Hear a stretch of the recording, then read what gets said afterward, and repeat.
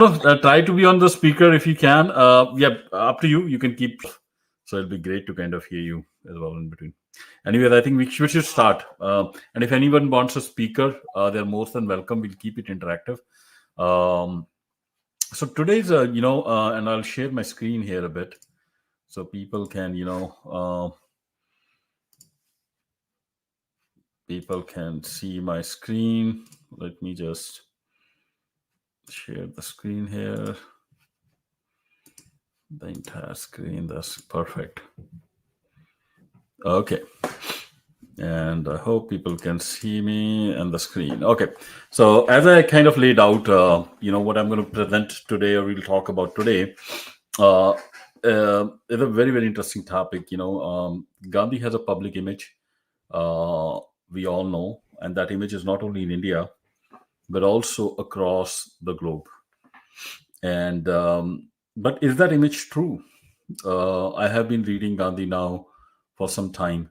Gandhi himself, all his writings, different writings, you can actually find in collected works of Mahatma Gandhi, and it's available free online on archive.org if you're interested. I don't know how many volumes are there. I think it's last time I saw a number like 72. But there could be like way more volumes than that because he was a prodigious writer. So he left a lot of record of his thoughts. Many of the things he tried to destroy, actually to hide, but they came to light later on, especially in 1959, when a group of researchers from India went to South Africa and got hold of a lot of his writings in South Africa. So we're going to discuss about this topic, and you can see I have a very provocative. Some people have joined on the Twitter space, and some of me can watch me on the Twitter stream live. So I'm doing both. A space is also on, as well as live stream is also on. People who are on the space, if you want to follow me, the slides that I'm presenting, you can also open the live stream and see what slides I'm presenting. But hopefully, as I speak through it, you can follow. This picture is very provocative. The picture that I have up on the slide, where I have Gandhi's face and a demon behind him, and then you see I have two flags of India on his cheeks. There is a reason why I have put two flags, the Indian flag up there, because, and you see on Gandhi's forehead, I have put the Hindu sign swastika. And the reason they have been put is because they're all interlinked, and all three of them have an underlying Gandhian ideology, what I call. So India today is nothing more than a Gandhian state. Its constitution, its working are a reflection of Gandhian ideals and ideas, and we will get into that as we understand Gandhi more. So you will understand this picture hopefully by the time we end this presentation. So let's to understand Gandhi, let's look at why should we study Gandhi? As I said, India is a Gandhian state, and we need to understand what is underlying that phenomena. So here is I have made a small chart, a timeline of Gandhi's career that we will discuss. Gandhi was assassinated in 1948, but he was born in 1869, and he lived up till 1948. We know a lot of what Gandhi did in India. But we know very little. Actually, used to know very little, but now that new documents have come up, we have all that information as well. But we used to know very little about what he actually did in South Africa. So this is the timeline which shows his time period from 1869 till 1914, when he actually returned to India. So he was born in India in Porbandar, Gujarat, 1869, in an upper caste Indian family. 1891, when he was roughly, you can say, 22 years old, he actually got his barrister. He was called to the bar and designated a barrister. He could practice law as a lawyer, and this he got it done in London. So he came from a very privileged background, actually, because his parents could afford all that education for him. Then from 1891 to 93, I think he came back to India, tried to kind of do some practice, legal practice, which was not very successful. And in 1893, he got a lucky break from a Muslim merchant to take up a case in South Africa. And he basically sails to South Africa in 1893. And this is where, a very famous train incident also happens. If many of you have seen Gandhi's movie, where, it is shown that he is kind of thrown out of the train compartment because he is traveling first class, and the Indians are not allowed to travel first class, as per at least as it was shown in that picture. And this is when that incident happened, and is I think an incident that is very popular. Whether that incident is actually true or not, uh, my research and the papers available have now proven conclusively that that incident has never happened. And in today's presentation, we'll not talk about that incident because it was fake. But if you are interested, you can read. I'll recommend a book at the end of it, written by Colonel G.B. Singh, where you can get all the evidence of how fake that incident was and why it was a myth. But anyways, from 1893 to 1890, by 1894, Gandhi becomes a bit active in the Indian community. He establishes the Natal Indian Congress. Natal is a colony within South Africa. In 1899, another landmark event happened, which is the Boer War. This was a war between Dutch colonists and the British colonists. And in 1899, and Gandhi participated in that war on behalf of the British. In 1906, there's another landmark event, Zulu Rebellion.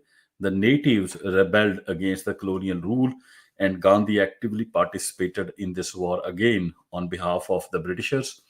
And then in from 1906, once the war ended, basically the rebellion was suppressed till 1914, is the time period where Gandhi uh, launched his satyagrahas. So this is the start of the satyagraha. He was already contemplating satyagraha from the day he landed in South Africa, but this is where he actually had officially launched what we call the satyagraha in South Africa against quote unquote racism. We'll talk about what that satyagraha was. And that period was from 1906 to 1914. And 1914, he sails back to India, never to go back to South Africa again. And then gets the new name Mahatma. Mahatma means the great soul. For those people who don't understand Hindi. So this is the timeline, So we'll look at this timeline. What was Gandhi doing from 1893 when he sailed to South Africa till 1914 when he actually left South Africa? And this is a time period we'll concentrate on, and his writings and work that he did in South Africa.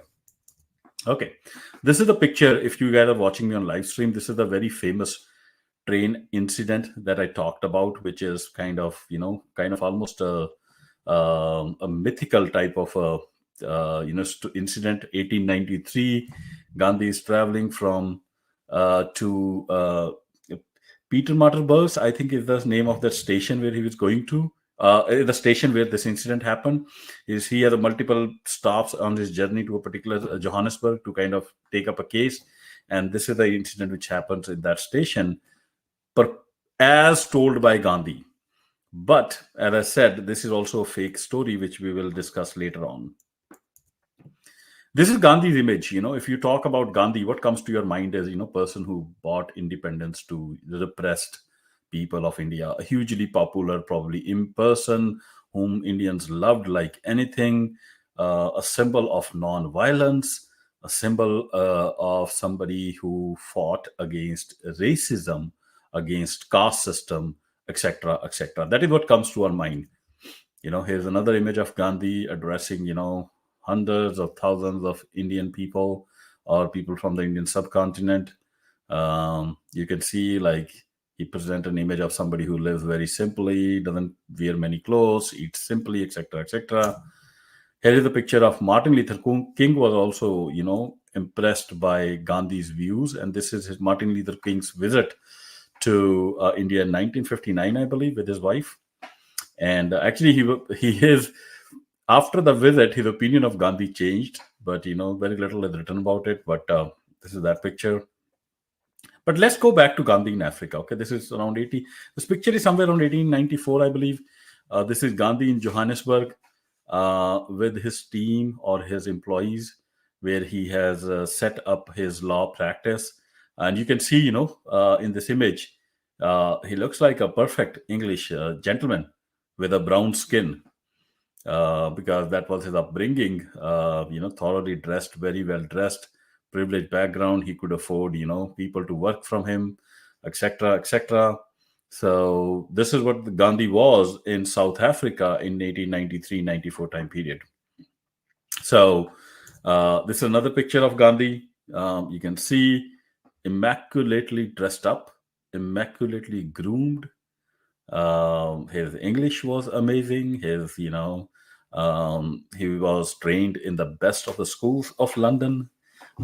His family I think, was a prime minister or something. Father was some kind of a prime minister in some state, Porbandar, I believe. So very, very elite background, and all the most upper caste came from the merchant community within Gujarat and considered himself upper caste. And so this was Gandhi, young Gandhi in 1894. This is another of his pictures with his merchant Indian friends. And all of them, as you can see, dressed up in suits, boots, pretty well, trimmed looking contingent. There's another image of Gandhi. This is around 1906 when Gandhi actually mustered up a volunteer corps of Indians to provide, they call it stretcher bearer corps, to provide medical aid during the British expedition for repressing the Zulu rebellion. And this is that image with the people that he conjured up. And Gandhi is sitting right in the middle because he was the main guy who came up with the proposal and got that corps approved and gathered the people and the resources, etc., etc. This is that image. I've written and he was given the rank of Sergeant Major for 1 month. Okay, so the very first political act of Gandhi in Natal when he landed in Africa was to actually, in 1894, was to set up Natal Indian Congress. So before we talk about it, we have to understand in South Africa, there were 3 or 4 different types of people at that point in time. So the hierarchy was the white people, like they were on the top. They were the colonists, the British, Europeans, Caucasians. Then came what we call colonists, Indian colonists, or these were like the mixed breed between Indians and colonists, or sometimes even between black and some white person. Then you also had Indians, and within Indians also there were 2 groups of people. One were merchants, who were basically primarily Gujaratis, upper caste, and then the other was what we call indentured laborers, and they were like worse. Their condition was worse than slaves, even to a certain extent worse than, you can say, the black people. These were the laborers who came as indentured from India because slavery was established, so they couldn't be called slaves. But their terms were such that they were even worse than those of slaves. Like they couldn't get out of that indenture, have to meet certain conditions, couldn't move out of the plantation, blah, blah, blah. And so they used to work only on plantations for farming. We'll talk about indentured Indians, but then the lowest or almost at the same level were the black, the natives. Gandhi, throughout his writings, used the word for black people as kafirs. He never even used to call native. He will use in sometime out of generosity when he's in a good mood. But you will see in his writing, he has decent amount of contempt. I would say not amount of contempt. It's almost hatred for kafirs. And he called the black people of Africa kafir and uncivilized and many other words which we'll go through. So this is Natal Indian Congress. And what were the objectives of Natal Indian Congress that he set up? His very first political endeavor. So this is the 4 objectives, or actually the 7 objectives of Natal Indian Congress. And number 1 was to promote concord and harmony among the Indians and the Europeans residing in the colony. Okay. And then the second one is to inform people of India by writing in newspapers, to induce Hindustanis, particularly colonial-born Indians, to study Indian history, to inquire into the conditions of Indians and to take proper steps, to inquire into the condition of indentured Indians and to take proper steps, to help poor and helpless Indians, blah, blah, blah, to do such work as to. So you see, in this whole objective, as you can see, there's nothing about, black people and their condition and their repression. It is primarily, if you see, the number 1 priority is to promote concord and harmony among the Indians and the Europeans residing in the colony. Okay. So there's no place in this entire list of objectives for the black people, the ones who are colonized. But let's go ahead. So, what is the first achievement of this Natal Indian Congress? So, this Natal Indian Congress, which framed up, the way it used to work was, Gandhi would put petitions on different issues with the local governments, etc., etc. But this even Natal Indian Congress was very, very interesting. It had 36 or sorry 46 something vice president, one president, and I believe like 46 or some number. My number might be slightly off. Vice presidents and one general secretary, which was Gandhi. And all these president and vice presidents, they were all Gujarati merchants. Okay, no lower caste, the million, or there were other, like most of the indentured labor was from actually south of India, Tamil Nadu, and most of them were lower caste. None of those made into Natal Indian Congress. Only the Gujarati upper caste merchants did, because obviously they could provide the funds. So after this was formed, Gandhi basically used those funds to make various petitions with different, the different government authorities up there, with the imperial government, with the higher officials. They will go and make representations, and always his representations will be on behalf of Indians, like, hey, give us this, do this for Indians, give us a better status, better treatment.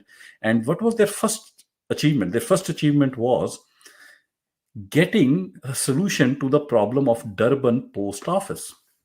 What was the problem? A very interesting problem had come up, and we'll go to the. So in Durban, there was a post office which had two doors. One was for the white people, and the other was for anybody else other than the white, which meant Indians, upper caste, lower caste, and blacks to be using the same door, the second door. So Gandhi took extreme outrage at that, and he wrote multiple representations on behalf of Natal Indian Congress that by making the Indians use the same door as the blacks or Kafirs or Negroes, you are insulting the Indians, you are bringing them down in civilization, and you are making them mix with Kafirs, which should never happen.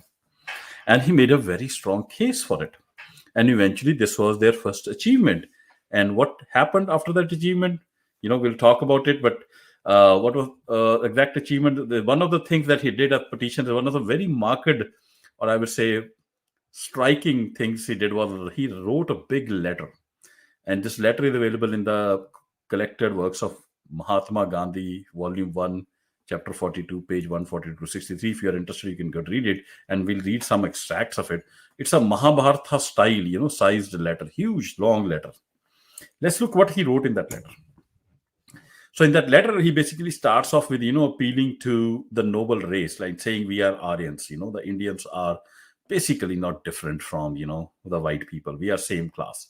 This is what I'll just quote from him. This is Mahatma Gandhi, quote, "This nobler race," meaning the early Aryans, "belonged to the Aryan or Indo-Germanic stock from which the Brahman, the Rajput, and the Englishman alike descend. Its earliest home visible to history was in Central Asia. From that common camping ground, certain branches of the race started for the east, others for the west, blah, blah, blah, blah, blah." And then he basically says, we are Aryans. The Indian upper caste, Brahman and Rajput, are basically like Aryans, which are same people like the Englishmen. And then he goes on to, in that letter talk about, that we are not being treated fairly. So here he writes, I'm quoting Gandhi here directly, quote, "A general belief seems to prevail in the colony that the Indians are little better, if at all, than savages or the natives of Africa. Even the children are taught to believe in that manner, with the result that the Indian is being dragged down to the position of a raw kafir." Unquote. These are Gandhi's words. Okay. And then in the second paragraph, he says, "Copious extracts I will show, which will show at once that the Indians were and are in no way inferior to their Anglo-Saxon brethren. if I may venture to use the word, in the various departments of life, industrial, intellectual, political, poetical, and etc. So basically, he's saying that we are being dragged down to the position of raw kafir, while we are basically no inferior than the Anglo-Saxon brethren. So he's saying that Anglo-Saxons are at the top, and the Indians are also close by. We might have turned a bit brown, but don't please drag us down to the position of raw kafir. And then in the same letter, then he also kind of boasts that look at our big civilization in India, and we were Aryans, we came here, and then we also have law. He basically says, which law? Manu's law. Nor was, and I'm quoting from Gandhi, nor have India been without its laws, codified or otherwise. The institutes of Manu have always been noted for their justice and precision. So much does Sir H. So he's quoting somebody else in that letter and saying, look, India is this great civilization, an Aryan civilization, and we are your brothers. And we also have an institute. Which in the Institute of Law? Manu Smriti. Okay. Then he talks about the lower caste Indians. And then he will compare the lower caste Indians with the upper caste Indians. And here you go. And this is what he says about the lower caste Indians. He says, everyone I have met with in the colony have dwelt upon the untruthfulness of the Indians. To a limited extent, I admit the charge. It will be very small satisfaction for me to show, in reply to the objection, that other classes do not fare much better in this respect, especially if and when they are placed in the position of the unfortunate Indians. And yet, I am afraid I shall have to fall back upon the argument of that sort. Much as I would wish them to be otherwise, I confess my utter inability to prove that they are more than human. They come to Natal on starvation wages. I mean, here, the indentured Indians. They find themselves placed in strange position and amid uncongenial surroundings. The moment they leave India, they remain throughout life, if they settle in colony, without any moral education, whether they are Hindu or Mohammedans. So basically, he says there is a charge against Indians that you were lie. He said that is slightly true, because the indentured laborers, the lower caste among us, they have no moral education. They are all poor people. They don't know how to eat. And then he talks about them. They earn enough. They have not learned enough to educate themselves without any outside help. Placed thus, they are apt to yield to slightest temptation to tell a lie. After some time, lying with them becomes a habit and a disease. They would lie without any reason, without any prospect of bettering themselves materially, indeed, without knowing that they are doing. Who is he talking about? Indentured laborers, the lower caste Tamilians. So he's saying, yes, there's a group among us, these lower castes, who lie, and they basically lie all the time. But it's not us. You can't blame all the Indians. You can't blame the upper caste for it. So this is what he talks about the upper caste. Quote, this is Gandhi's writing, okay? But I will be asked what I can have to say in defense of the traders, who too are equally good liars. As to this, I beg to submit that the charge against them is without foundation, and that they do not lie more than the other classes do for the purpose of trade or law. They are very much misunderstood. In the first place, because they cannot speak the English language, and secondly, because the interpretation is very defective, though through no fault of the interpreters. The interpreters are expected to perform. Then he goes on anti-explanation that yes, in Indians, only the lower caste lie, and they lie. They are despicable. But no, the traders are not lying, because their professions demands it. And then it's just a misinterpretation. People think they are lying. Then he gives all kind of juggernauts on the somersaults on logic to kind of prove why the traders don't lie. They are just doing business. And you have to go and read that letter to kind of see the difference Gandhi has, different attitudes he has towards lower caste Indians and the upper caste traders. So in the same letter. So what happens when he writes all these multiple petitions and letters? What are the results? The results are that the Durban post office now gets 3 doors, which Gandhi demand. So Gandhi's demand was, don't put Indians with blacks. So eventually the government relented, and they they created a special door only for the Indians. So now the Durban post office, instead of having two doors, one for white and one for non-white, now had three doors: one for whites, one for Indians, and one for the Negroes or the Kafirs or the blacks. Negro is the word Gandhi used; it's not my word. So so this is how this was the first accomplishment of Gandhi. Have a hierarchy created and pull the upper caste Indians above in that hierarchy, pretty much like India's caste system or one ashram.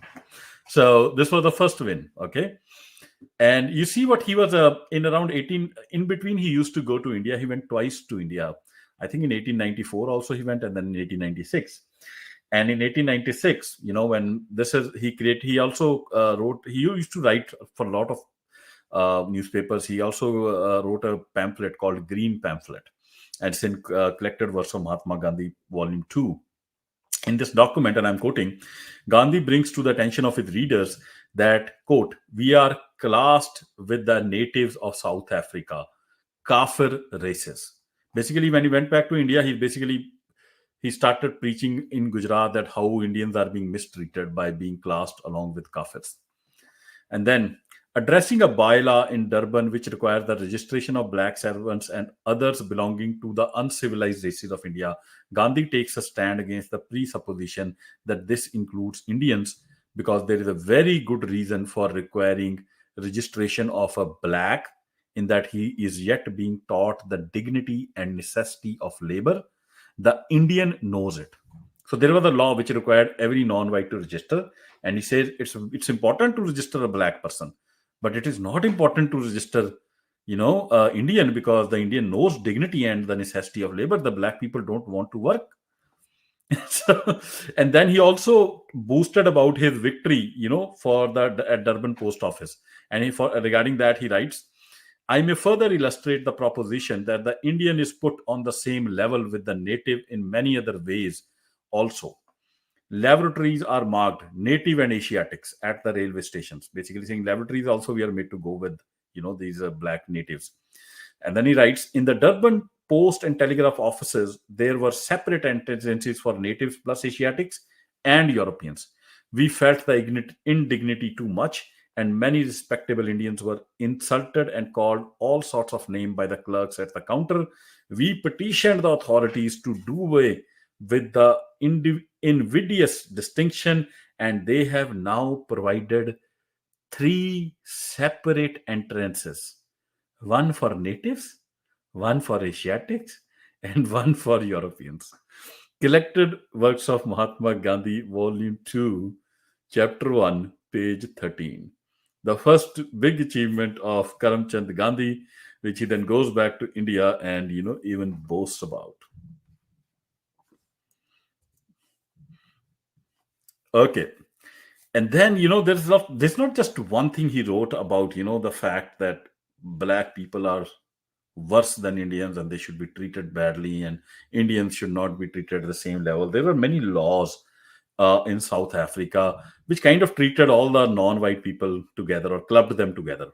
And he was totally against it. And he wrote like multiple petitions and did, lot of work to make sure that the Indians are not treated at the same level as the black people. There was there was one this thing, which was the registration, right? So you have to. This is what he writes. Okay. So he wants separate compartments also. So in the railway, he is not very happy that the Indians have to travel along with the black people. So he writes, the most respectable Indian, spotlessly dressed, cannot, as of right, travel first or second class on the Transvaal railways. He is huddled together with the natives of all sorts and conditions in a third class compartment. This is a cause of very great inconvenience to the Indian community in the Transvaal. Which community? The upper caste Indians, who could actually afford to go by the first and second class. Again, he writes in response to a White League's leaflet on the possible consequences of Asian mass migration in Transvaal. On September 24, 1903, there was a newspaper he had started called Indian Opinion. This is what Gandhi wrote. We believe as much in the purity of race as we think they do. Only we believe that they would best serve the interest which is as dear to us as to them by advocating the purity of all races and not alone one. We believe also that the white race in South Africa should be the predominating race. Collected Works of Gandhi, Volume 3, page 453. So, what is he saying? He's saying, look, I totally get, the race element. There should be racism. Like, you can't treat all races equally. But only one race is not pure. There are many races also which are pure. And one of them can be predominant. And I admit that the white race should be the predominant. But please treat us also differently. We are also pure. In this on he and this is what he wrote on December 24th, 1903, in Indian Opinion. And this was in response to some fears about on his earlier petition that he read. And he quotes, the petition dwells upon the commingling of the colored and white races. May we inform the members of the conference that so far as the British Indians are concerned, such a thing is practically unknown. If there is one thing which the Indian cherishes more than any other, it is the purity of type. Okay, so this is when Gandhi made petition, they basically one of the key, okay, we should not be mingled with blacks. We should be allowed to travel with white folks, and European folks use the same doors, same railway compartments, or live in the same area. The argument was that, okay, what if the white races will mix with the colored Indians? Then he says, no, that's not a problem. It will never happen, because we Indians, we cherish the purity of type more than you. Like, we will never let an Indian girl mix with a white boy, or a white boy or a brown boy mix with a white girl. So he's saying, you might be racist, but we are even bigger racist than you. So there is no harm in letting the Indians travel in the same compartment as white people, but not the black. Yeah, black should be outside. They are kafirs, okay? So this is not me. This is Gandhi saying, okay? And I'm just quoting his work, and you guys can check all of this. There is another interesting one. There was a township, Ferraris Township, which had, in late 1984, which had, look at the composition of the township. It had 288 Indians, 58 Syrians, 165 Chinese, 295 Cape Coloreds. Cape Coloreds were the mixed ones, 75 blacks, 929 white people. Okay, so only 75 black people. He was totally outraged that these black people were being allowed to live in the same area where the Indians were living. And this is what he wrote, okay? Why, of all places in Johannesburg, the Indian location should be chosen for dumping down all the kafirs of the town passes my comprehension. Of course, under my suggestion, the town council must withdraw the kafirs from the location. About this mixing of the kafirs with the Indians, I must confess I feel most strongly. I think it is very unfair to the Indian population, and it is an undue tax on even the proverbial patience of my countrymen. So this is Karamchand Gandhi about, how can the Indians live with black people? Okay. In one petition, he basically says that, these our upper caste Indians should also be allowed to get more upper caste Indians back from India to do the teachings, etc., for their kids. And this is what he writes, okay? Let us have a few of our best men to teach us, to bring the highest ideals with them, to advise and shepherd us, and to minister to our spiritual needs, that we may not sink to the level of the aboriginal natives. And I repeat, so that we may not sink to the level of the aboriginal natives, but rise to be, in every sense, worthy citizens of the empire. So he's saying we don't want to sink to which level? We don't want to sink to the level of the black, uncivilized, Ruthal masses. Please let us import more Brahmins, more Baniyas from India, so that we can keep our kids civilized and not let them become as uncivilized as the aboriginal natives. This is Gandhi writing about the local black people of Africa. Again, um, commenting in an editorial in the Natal Municipal Corporation Bill, March 18, 1905, in Indian Opinion, Gandhi was actually not enthused by with the use of the term uncivilized races. So the bill that was passed, it said basically all non-Europeans and uncivilized races will require to carry this pass. And then this is what he write. Clause 200 makes provision for registration of persons belonging to uncivilized races, meaning the local blacks, resident and employed within the borough. One can understand the necessity for registration of kafirs who will not work. This is what Gandhi is saying, okay?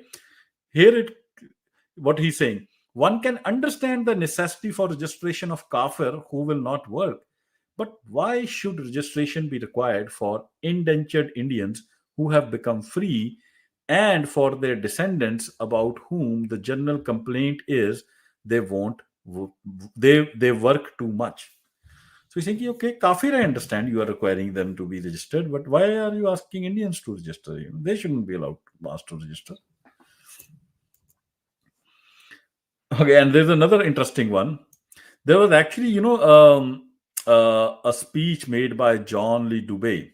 He was a most accomplished African who said that an African had the capacity. He basically made a speech that, Africans have the capacity to, improve if we give them a chance or we give them a self-respect. But Gandhi actually countered him. So this is what Gandhi suggested against him. Gandhi suggested that a little judicious extra taxation would do no harm. In the majority of cases, it compels the native to work for at least a few days a year. Then he added, now let us turn our attention to another and entirely unrepresented community, the Indian. He is in striking contrast with the native. While the native has been of little benefit to the state, it owes its prosperity largely to the Indians. While the native mean black, loafers abound on every side, that species of humanity is almost unknown among Indians here. You see his hatred? He's saying, like, these black people, they just loaf around, they don't work. It's important. We should tax them so that at least they work. Leave alone giving them an opportunity. The best way to treat them is tax them so that they will get out to work. Otherwise, they will sit like uncivilized animals all throughout the year. And look at us Indians. Look how hard we work. Look at like these kind of species is unknown among us Indians. This is the level of hatred and contempt he had for the black people. And then he even proposes, how white people can perpetuate their dominance. Okay, in February 28, 1905, Government Gazette of Natal Bill was published regulating the use of firearms by natives and Asiatics. Now, commenting on this bill in March 25, 1905, Indian Opinion, Gandhi stated this was a bill which basically restricted who can get firearms or not. In this instant, and Gandhi was not unhappy, not happy that there are restrictions on Indians also to own firearms. And this is what Gandhi writes. He says, in this instance of the firearms, the Asiatic has been improperly bracketed with the native. The British Indian does not need any such restrictions as are imposed by the bill on the native regarding the carrying of firearms. The predominant race can remain so by preventing the native from arming himself. Is there a slightest vestige of justification for so preventing the British Indian? Okay, so you see what he's saying? He's saying, yes, there should be restriction, but not only the black people should be restricted from owning the firearms. Indians should not be restricted. We are basically your friends. We are the co-colonists. And he basically uses the word in one of the letters, we are the co-colonists with you. We are the same Aryans. We should get together and we should, suppress these black people, never let them own firearms. But why are you stopping the Indians, especially the upper caste Indians? Okay, so this is what what Gandhi's whole activism was in South Africa. But even so there is his hatred for black people was clear. He didn't want Indians to do anything with the black people, blah blah blah. But what is really, kind of interesting is his attitude towards the indentured laborers, like the Indians, the lower caste Indians, was even worse or almost at the same, slightly better, you can say, to some extent. But who were the indentured labor? Who were the lower caste? These lower caste people were living a life even worse than the black people. And because these guys will come on a contract, and this is what was written about indentured caste. They will come like there were plantations on which the labor will be imported from India, and they had to work for a particular number of years, I think 4 or 5 years, before they could become free. And during all those 5 years, the conditions that were imposed upon them were, like inhumane. You won't even hear about such conditions in like ever in US that were there. So there was a system of stoppages operated according to the rule. The main excuse, like the pay would be cut. The main excuse for cuts was an unfinished task. An indentured Indian would receive only 1 day's pay for 2 days' work, because the first day with the task unfinished was booked as a blank. In addition, the most imaginative device invented to defraud them was the system of double cuts. If an indentured Indian missed 1 day of work due to illness or any other reason, he not only lost that day's wages, but also fined 2 days' wages. So if he could not work for a month, he had to work for 2 months without wages to pay off the fine. In addition to double cuts, there was widespread practice of adding 1 day to the total period of indenture for every day's absence from work. And they couldn't go to a court. They couldn't, accuse anybody of any crime. They were like, it was just a horrible situation for the lower caste Indians. And for them, Gandhi never made any petition on all these years. These guys were, Gandhi had no business taking care of them. He was only and only concerned about the upper caste traders and how they are treated by the British. In fact, on reaching the shores of South Africa from India on 13th January 1897, he went to India again. Gandhi actually gave an interview to the Natal Advertiser. And this is the question reporter asked him, which shows you his attitude towards lower caste Indian. The reporter asked, in your Indian campaign, what attitude did you adopt towards the indentured Indian question?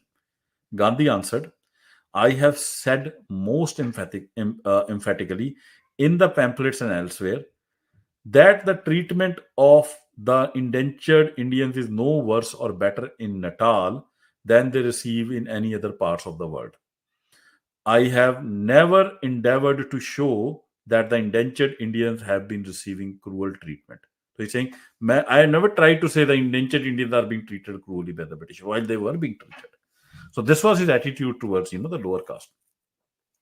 So then, we also have, what he did in Zulu War. So if you remember the timeline that I initially showed, there's a Zulu War which happened around 1906. So in 1906, there's a tribe called Zulu tribe, which kind of rose up. There's a tribal leader who rose up in arms against the Britishers. And the Britishers basically launched then a military expedition to capture and kill Zulu tribals. And as that expedition was being launched, Gandhi volunteered that, we will be, and volunteered a stretcher bearer corps that take us, like, because Indians were not given military training. But we didn't know much about what Gandhi did in this corps before, new papers came out. But when people ask Gandhi this question when I was in India, like, why did you partner with the British to suppress the black people? His excuse was, I basically I created that ambulance corps or stretcher corps out of love for the Zulu tribals, because these tribals were being tortured and flogged and shot, and no white person was willing to give them medical aid. So basically the Indians, we didn't have any racism. Out of humanity for them, we basically joined the British expedition, and we basically served so many poor, beaten down, tortured black people with so dirty wounds. And this is what he wrote in the My Experiment with Truth, okay? And at any rate, my heart was with the Zulus. This is Gandhi himself writing in his autobiography. And I was delighted on reaching headquarters to hear that our main work was to be nursing of the wounded Zulus. The medical officer in charge welcomed us. He said white people were not willing nurses for the wounded Zulus, that their wounds were festering, and that he was at his wit's end. He hailed our arrival as a godsend for these innocent people. And he equipped us with bandages, disinfectants, and took us to the improvised hospital. The Zulus were delighted to see us. The white soldiers used to peep through the railing that separated us from them and tried to dissuade us from attending to the wounds. And as we would not heed them, they became enraged and poured unspeakable abuse on the Zulus. So this is the story that Gandhi told. Okay, this is Gandhi's. This is not proven anywhere. This is what Gandhi wrote in his autobiography, and everybody has quoted this. That Gandhi basically provided so much humanitarian aid to the poor black people because he loved black people so much. But you already saw like how much love he had for the black people. So this story seems a bit tenuous, right? Like, did this really happen? Like, did this what exactly happen? Did this Gandhi go and actually nurse black people? Really? So to see what all same, there are a lot of these biographies that were written. Biographies, there's a lot of biographies. There's this another biography in which the writer writes, uh, the not infrequently the condition of the lashed men who were placed in their charge was appalling. The wounds filthy, their lives hanging in the balance. And then Gandhi in Satyagraha, in another autobiography, writes, we had to cleanse the wounds of several Zulus which had not been attended to for as many as 5 or 6 days. The Zulus could not talk to us, but from their gestures and the expressions of their eyes, they seemed to feel as if God has sent us their succor, etc., etc., etc. And then he said, we also had to march for multiple miles every day, one many times, 40 miles a day, and all that stuff he makes up. But is this all true? This is just Gandhi telling his autobiography. Okay, there's another one. There's not one biography. There are like multiple biographies, and everywhere the same story is repeated. Okay, but is that really true? Do we have some evidence to say this is what exactly happened? Actually, now we have a lot of evidence to say this is not exactly what happened. Nothing like this happened. That this whole thing was a totally made up story. Because we know it because now we have uh, Gandhi petitions that he filed to raise the stature bearer corps. We have access to them now. And why he raised that, the reason, the justification he was giving why we need to raise it. And then when Gandhi actually traveled, this stature bearer corps lasted for 1 month. That expedition lasted for 1 month. He actually took up a job as he was taking that as part of the expedition. He was also working as a correspondent for a local South African newspaper. So he basically he reported every single day what happened in those expeditions, and now all that record is available. What exactly happened through Gandhi's own reporting. So those documents are available, and we'll go through some of them. What actually happened on this expedition is very different from what he wrote in this autobiography, or I'll say he just made up this story in the autobiography. So let's look at what was Gandhi doing before the war, because when the expedition was announced, Gandhi immediately started writing petitions to the government saying, "Oh, the government should, take Indians along to actually kill and murder black people, and also arm us so we can go and fight with our colonists and repress these black people." Here is what he wrote on in Indian Opinion on November 18, 1905 on the Indian Volunteer Corps. And I'm going to just read, uh, you know, some of the. You can read the whole thing, but I'll read some of the extracts. So he comments about, that there is Mr. Tharrell who suggested that, the government might use Arabs and Indians to assist them, in the case of first line of defense. But then he says that it is not true. He says, quote, this is Gandhi, the government simply do not wish to give the Indians an opportunity of showing that they are as capable as any other community of taking their share in the defense of the colony. At the time of the Boer War, it will be remembered, the Indians volunteered to do any work that might be interested to them, and it was with the greatest difficulty that they could get their services accepted, even for the ambulance work. Okay, so basically, he's saying that take us along for the defense. Let's go and kill and murder these black people together. And even like he said, like we did in Boer War, and in Boer War also, even for ambulance work, I had to petition so much, you know. Uh, uh, we believe a very fine volunteer corps could be formed from colonial born Indians that would be second to none in Natal in smartness and efficiency, not only in peace, but in actual service also. And then he writes again, Our contemporary rightly gives Indians and colored people the credit due to them. It also points out that Section 83 of the now he's complaining about an act which basically forbids the Indians from carrying firearms. Okay, so he's saying it also points out that Section 83 of the Militia Act states that no ordinary member of a colored contingent shall be armed with weapons of precision unless such contingents are called out to operate against persons other than Europeans. Now, it is evident that in an unfortunate event of such a state of affairs arising as to necessitate the arming of an Indian contingent, the arms would be useless in the hands of an inexperienced man. So basically, he is making a case that please give us arms and also train them, because if there is a need, we will not be able to use the arms. Please give us proper training. So if case required, we can go and kill the black people along with you. And then he talks about there was another rebel. His name was Bambata, and the Bambata was going around and killing a lot of colonists. And this is what Gandhi writes about Bambata. What is our duty during these calamitous times in the colony? It is not for us to say whether the revolt of the Kafirs is justified or not. We are in Natal by the virtue of British power. Our very existence depends upon it.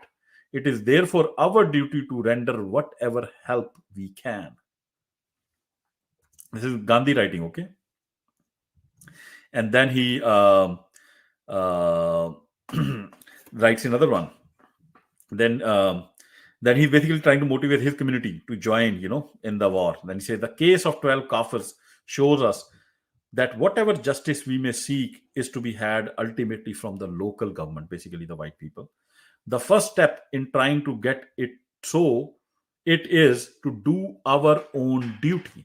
The common people in this country keep themselves in readiness for war. We too should contribute our share. So he's basically now motivating the Indian community. We also need to be prepared for this war, because we are here because of the British people. If they were not here, we would not have been here. Now these black people are causing all this ruckus. Let's go and join the Britishers and kill them. Some of his other quotes. The Indians claimed rights of citizenship. They were bound if, so he said, I'll quote again, if Indians claimed rights of citizenship, they were bound to take their natural share in the responsibilities that such rights carried with them. This is Gandhi. Again, quote Gandhi. If we can also prove our willingness and ability to fight, our disabilities may possibly disappear. But whether these are removed or not, we Indians in South Africa ought to hold ourselves in readiness to share in the adversity that might befall Natal or any other part of South Africa. If we fail to do so, we shall be found wanting to that extent. He's basically motivating the Indian that we have to fight the black. Again, Indian Opinion, May 12, 1906. Okay, this is a very funny one, wherein somebody printed an article, a native advertiser, some Caucasian guy, and he joked, that Indians are saying, please take us to the war, please give us arms, but the Indians will run away, if we take them. So this is what Gandhi writing, okay? A correspondence has appeared in Natal Advertiser on the offer of the Indian community in connection with the Natal Rebellion, which ordinarily we should not feel justified in noticing, as however the subject discussed by the correspondents of our contemporaries of such vital importance, blah, blah, blah. Okay, so he said one of them has satirically suggested that Indians, so that they may not run away, should be placed in the front line, and that when the fight between them and the natives will be a sight for the gods. So that article was a joke. He said on Gandhi's petition, he said, okay, if we are going to take Indians, we'll have to put them on the front line so that the Indians don't run away, and then let them fight the natives. And then Gandhi says, we propose to take the correspondence seriously and venture to suggest that if such a course were adopted, it would be undoubtedly the very best that could happen to the Indians. So he's saying it would be the very best if you put Indians in the forefront to fight the black people, okay? And then he says, if they be cowardly, they will deserve the fate that will overtake them. If they be brave, nothing can be better than for brave men to be in the front line in killing black people. But the pity of it is that the government and the European colonists have not dictated the policy to the government, have not taken the elementary precaution of giving the necessary discipline and instruction to the Indians. It is therefore a matter of physical impossibility to expect Indians to do any work with any rifle. Okay. Okay, so this is what he actually wanted. He wanted them to not just raise Indian ambulance corps. He wanted the white people to take Indians as their co-fighters, train them and take them along, and then go and murder these black people who are causing all this ruckus. And then there are some of his, things that speeches he gave to his own people, the Indians living there, to kind of motivate them, because Gujaratis are not very good at taking risk. Okay, and then this is what he's talking to his Gujarati brothers. He's saying, it is now more than 20 years since the last Kafir rebellion broke out. There is therefore absolutely no risk in joining the volunteer corps. And he's telling them, join it, there will be no risk. It can be looked upon as a kind of annual picnic. The person joining it gets enough exercise and thus keeps his body in good trim and improves his health. One who enlists as a volunteer is much respected. People love him and praise him, calling him civilian soldier. Then why then should we fear the death? Then he also talks about, in case something happens, why then we should fear the death that may perhaps overtake us on the battlefield.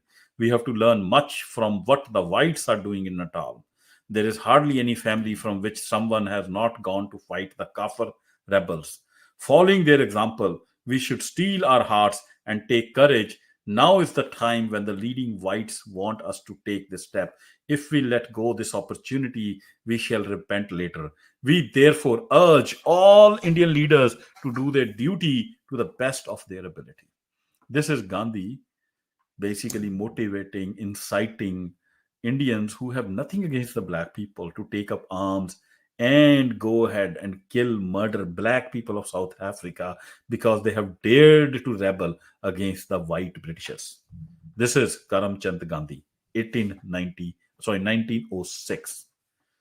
And this is after that all that train incident that is shown to you guys in the picture, where Gandhi is thrown out of the train, and suddenly Gandhi has become, this champion of human rights, of black rights. And what is Gandhi telling us in his autobiography? That he actually joined the Britishers army to help the poor Zulus, to help those black people, to nurse them, because nobody else will nurse those poor people. White people won't give them medicine. This is what he was doing. Why this was the justification he was giving in reality for why the Indians should be taken along in the expedition against the black people. So what did the stretcher bearer code do? So finally, the British, the prime minister there, Gandhi was so insistent. He finally said, okay, you come along with some Indians for the stretcher bearer corps, okay? And it was given, and they knew these guys will be of no use. They'll actually eat more food than they will give service. But because Gandhi was so persistent and so enthusiastic, the government approved that, okay, there will be like 24 stretcher bearers who will come along with us. What did Gandhi do? Okay. He then collected those Indians, 20 Indians, in which there were 4 Gujaratis, including him, there were 4. And rest all were, Tamilians. And there was one, I think, Pathan also, he said, but most of them were Tamilian, lower caste. All the lower caste were the carriers, and all the 4 Gujaratis were the officers. Okay, you'll see. This is the org chart. M.K. Gandhi, Sergeant Major. U.M. Shilat, Sergeant. H.I. Joshi, Sergeant. S.P. Med, Sergeant. Prabhu Hari, Corporal. You see all these names, they're all Gujarati, okay? 5 of them were Gujaratis, and they all were officers. Rest all in the bottom, in one line, they're all carriers. The officers were not supposed to carry. Only the carriers were supposed to carry, any wounded guy. But did they actually carry? Let's go and let's read all the daily reports that Gandhi published on his 30 days of annual picnic, which he called. Let's see if the reports that they actually published, do they match with the description he has provided. Remember what he said? He said, oh, it was such a strenuous, it was a battlefield. Sometimes you will see he described it as in some biography, it was such a battlefield. Every day rifles were cracking. We could have been killed any time. It was like war, misery, bloodshed, and many people were getting tortured, flogged, and they were not treated for 7 days. We had to go and treat their wound, blah blah blah. Okay. And so, but this actually happened. But his daily dispatches mention no such thing. when you look at his daily dispatches to the newspaper and which got published in the newspaper, it was like a, really an annual picnic for these guys, because these guys never did any work. The only time they were asked to help a black person, they actually refused to help. So there was an incident on July 10th, 1906, which happened, in which a friendly Kafir got injured and he was to be carried. And this is the whole incident in Gandhi's own word in that was published in the newspaper. Okay, and this is Gandhi's report. Then an incident happened uh, way down the valley, which was to test the corpsman's ability to do stretcher bearing work. So this is only one day when they had to do a lot of walk to a particular valley. That is that incident that happened there. And then he writes, a trooper under the belief shot a friendly Kafir boy working as a guide. It was said that the native was misleading him. The African boy was badly wounded and required carrying, which was entrusted to the Indians. Okay. Orders were given to take him that same day back to Mapulmulu. 4 friendly Africans were assigned to assist this difficult transport. So there are 10 Indians, and then they were given the transport. What they do? They basically get 4 friendly Africans to do the transport because they don't want to carry. However, as soon as the troops were out of sight, 3 of them deserted. The 4 Africans they got to carry the poor black boy. 3 of them deserted, and the fourth, though he remained with the group, declined flatly to go to Mapumulu. Gandhi says that this fourth African feared, without an escort, we might be cut to pieces by the enemy. Fortunately, the troops were yet within reach. Sergeant Major Gandhi reported the matter to the proper officer and received fresh orders to transport the wounded Kafir the next day. He received immediate nursing, and so they gave some nursing, and the entire troops and corps encamped for the night in the valley. You see what is going on? The the entire troops had to now stop because the Indians didn't have the muster or the stamina left to carry the wounded poor Zulu. The Africans that the Indians hired to carry the black person, they ran away. So now the whole thing has been told, okay, let's wait, camp here tonight, we'll go tomorrow, okay, take some rest. So what happens the next day, July 11th, okay? With about 20 Kafirs levies assigned to help the Indians. So the British officers then give them 20 Kafirs, 20 black people. The group started to move to Mapumolu along with the wounded African. Gandhi was not too pleased with these Africans' help because this is Gandhi's word that he wrote. They did so with much difficulty over part of the way. And then too, because Dr. Savage happened to be with us. The natives in our hands proved to be the most unreliable and obstinate. Without constant attention, they would as soon have dropped the wounded man as not. And they seemed to bestow no care on their suffering countrymen. The Indian bearers carried him to Mopumulu safely. So I think ultimately my Indian bearers had to carry him. Gandhi did not mince words even about the Indian ingenuity. Okay, he says, all our resourcefulness was put to the test during the march. After we had finished, there are 10 Indians, they had to carry one person, okay, and their resourcefulness was pushed to test. After we had finished the most difficult part of our journey along a narrow and steep pathway, the Japanese stretcher on which we were carrying the patient, who was very bulky, gave way. A boy was very bulky, gave way, fortunately without hurting him. The railway stretcher on which he was first carried had already broken under his weight. And then he said, we made some stretcher with something and then carried him. So this is this was the toughest job that they had to do on that 30-day annual picnic. That whole stretcher bearer corps that Gandhi had mustered to go and kill the blacks. But what is he showing in his autobiography? Let's go back to the autobiography, okay? What is he describing in his autobiography? Where is that gone? Yeah, here it is.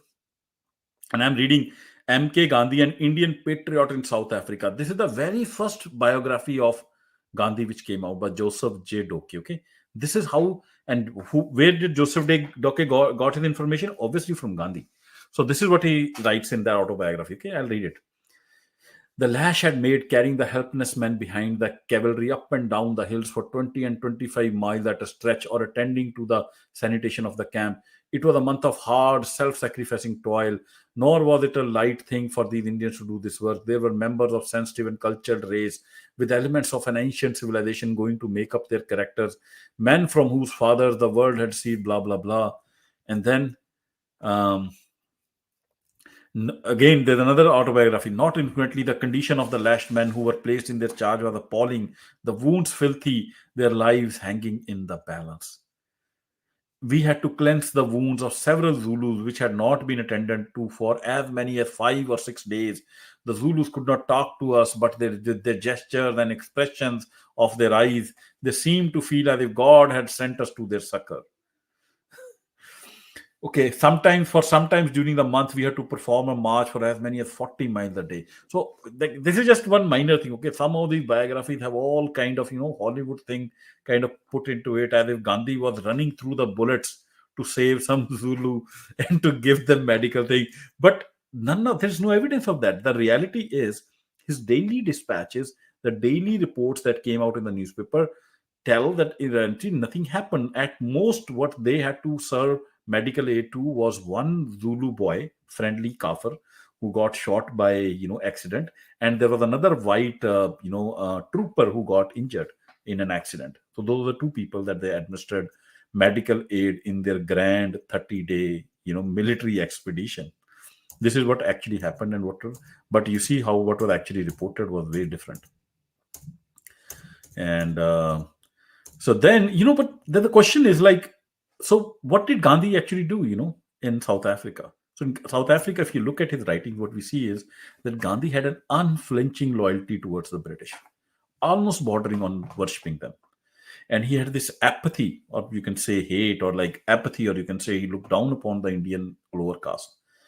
And then he was very enthusiastic to do an active campaign against, he was running an active campaign against any law which categorized Indians with the black. So he always wanted to differentiate that, Indians can't be, with the same level as black. Then all his work in those years show active hatred for black people.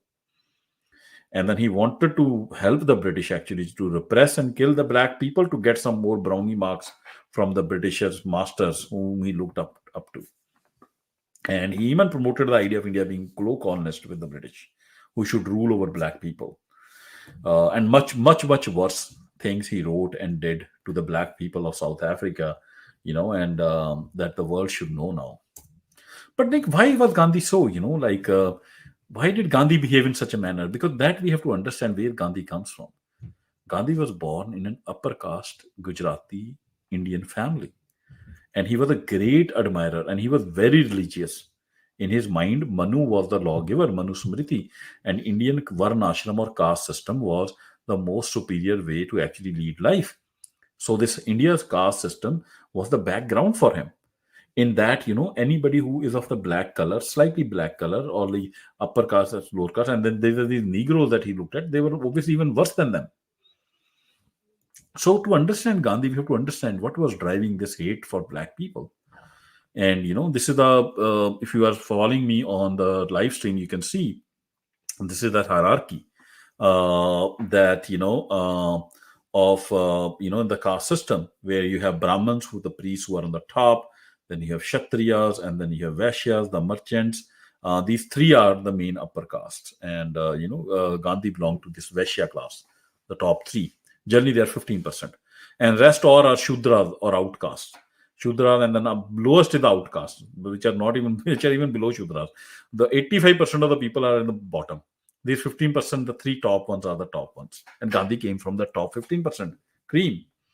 And and in his world, the black color of the skin was associated with lower status and some lower form of civilization, and that is their attitude.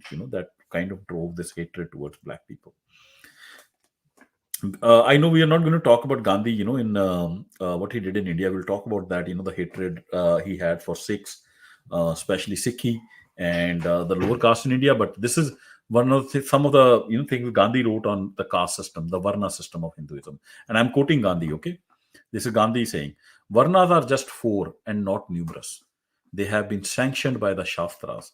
Whether or not people are conscious of them, they do exist all over the world as we see. There are everywhere these four classes: one to impart knowledge of good for the welfare of the world, another to protect the people, third one to carry on the work of farming, to sustain the community. There is no feeling of high and low in this division, but since this is not understood as a great law of nature, there has been confusion in it. That is, these four functions are no more confined to respective varna. Instead, men are taking whatever occupation they want. So he was very much for, he was a great champion of the caste system and wanted the caste system to be implemented back in India, the varnashram, and he worked assiduously for it.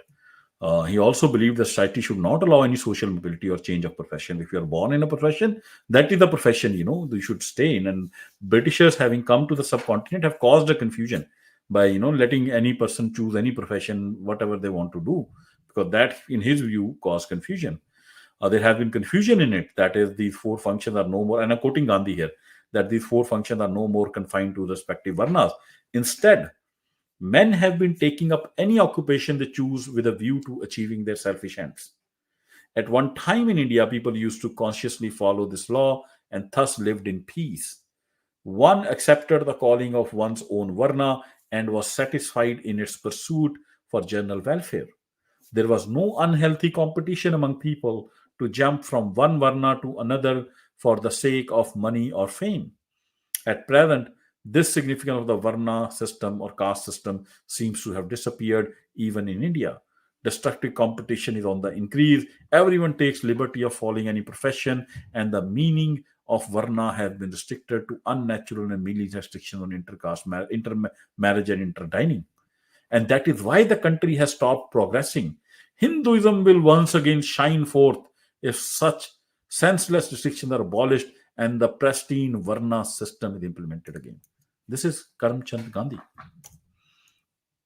And in his version of Varna system, there'll be no injunction of intercaste marriage, but he's saying endogamy. Endogamy is that you marry within only your caste, will be a natural outcome. Because why would a higher caste woman marry a lower caste person? She will always want to marry somebody at least from her level or level above. So he's saying we don't have to make it explicitly forbidden. It will be a natural tendency. So if the law of varnashram are observed, there would naturally be a tendency, so far as marriage is concerned, for people to restrict the marital relations to their own varna. So he was for endogamy as well, purest form of racism. And then regarding untouchability, he said untouchability is bad. You shouldn't practice it, but it is the right of people to practice untouchability. So he said basically it should be up to the choice of the person who is practicing whether they want to practice untouchability or not. So there's such very recent, there's a very famous incident that happened in Kavita village. We'll talk about it at some later time. But this is like Gandhi, the real Gandhi for you, that I tried to kind of lay down, some of the details and his actual, what you call, attitudes toward race and what he did to the black people in South Africa.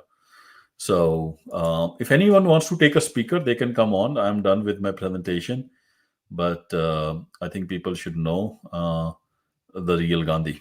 So anybody have any questions, they can chat. My chat should be open on Twitter.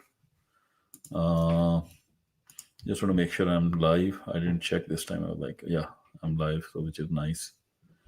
Okay, great. And we can chat right now in Punjabi as well. I think we are done with the most part. Je kisi ne aay gal karni hai, de kare.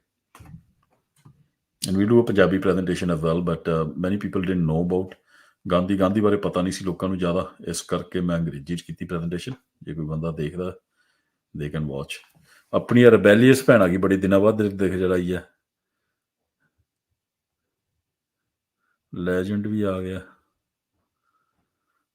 Gajjan Singh ji ਆ ਜਾਓ. ਪੰਜਾਬੀ 'ਚ ਵੀ ਸੁਣਾ ਦਿੰਦਾ ਮੈਂ ਕੁਝ ਗੱਲਾਂ, ਜੇ ਪੰਜਾਬੀ ਵਾਲਾ ਵੀ ਕਰਾਂਗੇ ਆਪਾਂ ਸੈਸ਼ਨ. ਪਰ ਜੇ ਨਹੀਂ ਕਈਆਂ ਨੂੰ ਸਮਝ ਆਇਆ ਵੈ ਤਾਂ ਸਮਝ ਆ ਜਾਂਦੀ. ਅੱਜ ਕੱਲ੍ਹ ਮਾੜਾ ਅੰਗਰੇਜ਼ੀ ਸਾਰੇ ਸਮਝ ਜਾਂਦੇ ਆ, ਬਟ ਆਪਾਂ ਪੰਜਾਬੀ 'ਚ ਵੀ ਕਰਾਂਗੇ. Raj. How are you? Good, good, good. How are you? Good, good. Yeah, it's been a while since I've come up. I was just listening. I missed quite a bit. I had something to do. But yeah, no, I got most of it. It's actually quite interesting that you did this space as well, because there's a lot behind, Gandhi and, you know, how much we really know compared to, what's out there kind of thing, right? Because there's nobody that, I'll be honest, there's a lot that I did not know when it came to Gandhi, right? That I learned, or to say, expanded my knowledge a little bit and dove in. But even then, I think there's still so much that's unknown. I mean, Yeah.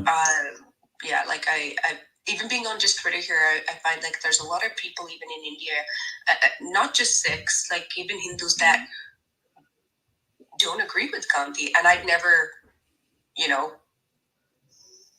witnessed that before. I'll be honest, like, you know what I mean, because he was their savior, he was their everything, right? And Yeah. so yeah, I was like, okay, well, what am I missing here, right? So yeah, no, it was pretty good. There's a couple of more speakers here, so maybe we'll let them speak up here. Yeah. No, like the fact is that people, like Gandhi is a very, uh, uh, it's very important to understand Gandhi, because what the entire subcontinent is going through today. Gandhi, you have to say Gandhi was a pristine or a perfect leader for the 15% elite of Indian subcontinent, which have kept the 85% oppressed. So he was their perfect leader, and it is his leadership due to which the British left India and transferred power to that 5 to 15% elite, and the 85% were kind of left disenfranchised. So the Indian and Pakistani states we see today, and the misery that we see in the subcontinent, and the risk of nuclear warfare, these are all due to Gandhi's vision and Gandhi's efforts. So it's very important to understand this personality and what he did, because he is a reflection of the ruling elite, and in a way he's a reflection of the Indian state, is a reflection of him. And the Indian state's attitude towards Sikhs, towards Dalits, towards Muslims, towards Shudras is a reflection of him. The way the Indian state governs is a direct reflection of Gandhi and his vision. And unfortunately, the Sikh leadership in 1947 just didn't understand what is happening to them, and because this guy was very cunning. Imagine, he has lied about all this. Like this information, rebellious would not have been out, because what he did was he did a very smart thing. When he came to India, he destroyed all the papers he had published, like all the articles he had written, all these petitions, and he thought he's safe. And he basically had a couple of people write his autobiographies where he gave a false story that, okay, I went to this union war to help the black people. I did so much for black people. But now we know all this is false, because in 1959, what happened was there is experts from there was a Gandhian Institute created in India. Those scholars went to South Africa because they said, "Oh, we don't know much about Gandhi in South Africa. Just go and collect." I have PhD students. I'll be honest, I did not know that. So when you mentioned that, I was just like, oh, okay, like I did not know that. Yeah. I think we've got a hand up here. Yeah. Odisha. Yeah, Disha, go ahead. ਹਾਂਜੀ ਵਾਹਿਗੁਰੂ ਜੀ ਕਾ ਖਾਲਸਾ ਵਾਹਿਗੁਰੂ ਜੀ ਕੀ ਵਾਹਿਗੁਰੂ ਜੀ ਫਤਿਹ ਕੀ ਫਤਿਹ. ਹਾਂਜੀ I just wanted to say that the Gandhi was the one which was putting, like, now the fake propaganda Hindus do, to place the Jinnah and Nehru only present with the Mountbatten meeting. He's not, because Sikhs are very shy kind of nature. They don't overdo things. They don't even, I mean, once they are pushed to the corner, they will do it. Otherwise, Sikhs are very, very peaceful and kind. So Sikhs were not pushing that. Sikhs were automatically thinking, when India is going to be independent, Pakistan is going to be divided, our country will be also divided. So Yeah. they will rule. But Gandhi was so shrewd and so shrewd Gujarati, like all Gujaratis. So what he did, he was planting Mountbatten in the ear, telling Mountbatten that, you know what, your UK will be, the Hitler will take over this and that, So those kind of World War things, and Six were, always with the NATO. Those years in 1914 and 1940s when the Hitler was there. So Sikhs were always standing tall with the NATO countries. So Hindus cannot stand it. Nehru, Jinnah, they were all, opponent of Sikhs, because who doesn't want, I also want a, free land, and I also want to build empire there. So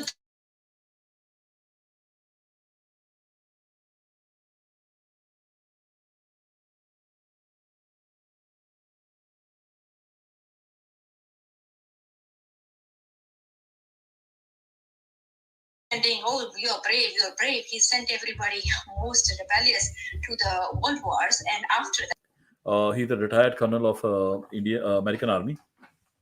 ਤੇ ਇੱਕ minute hold ਕਰੋ।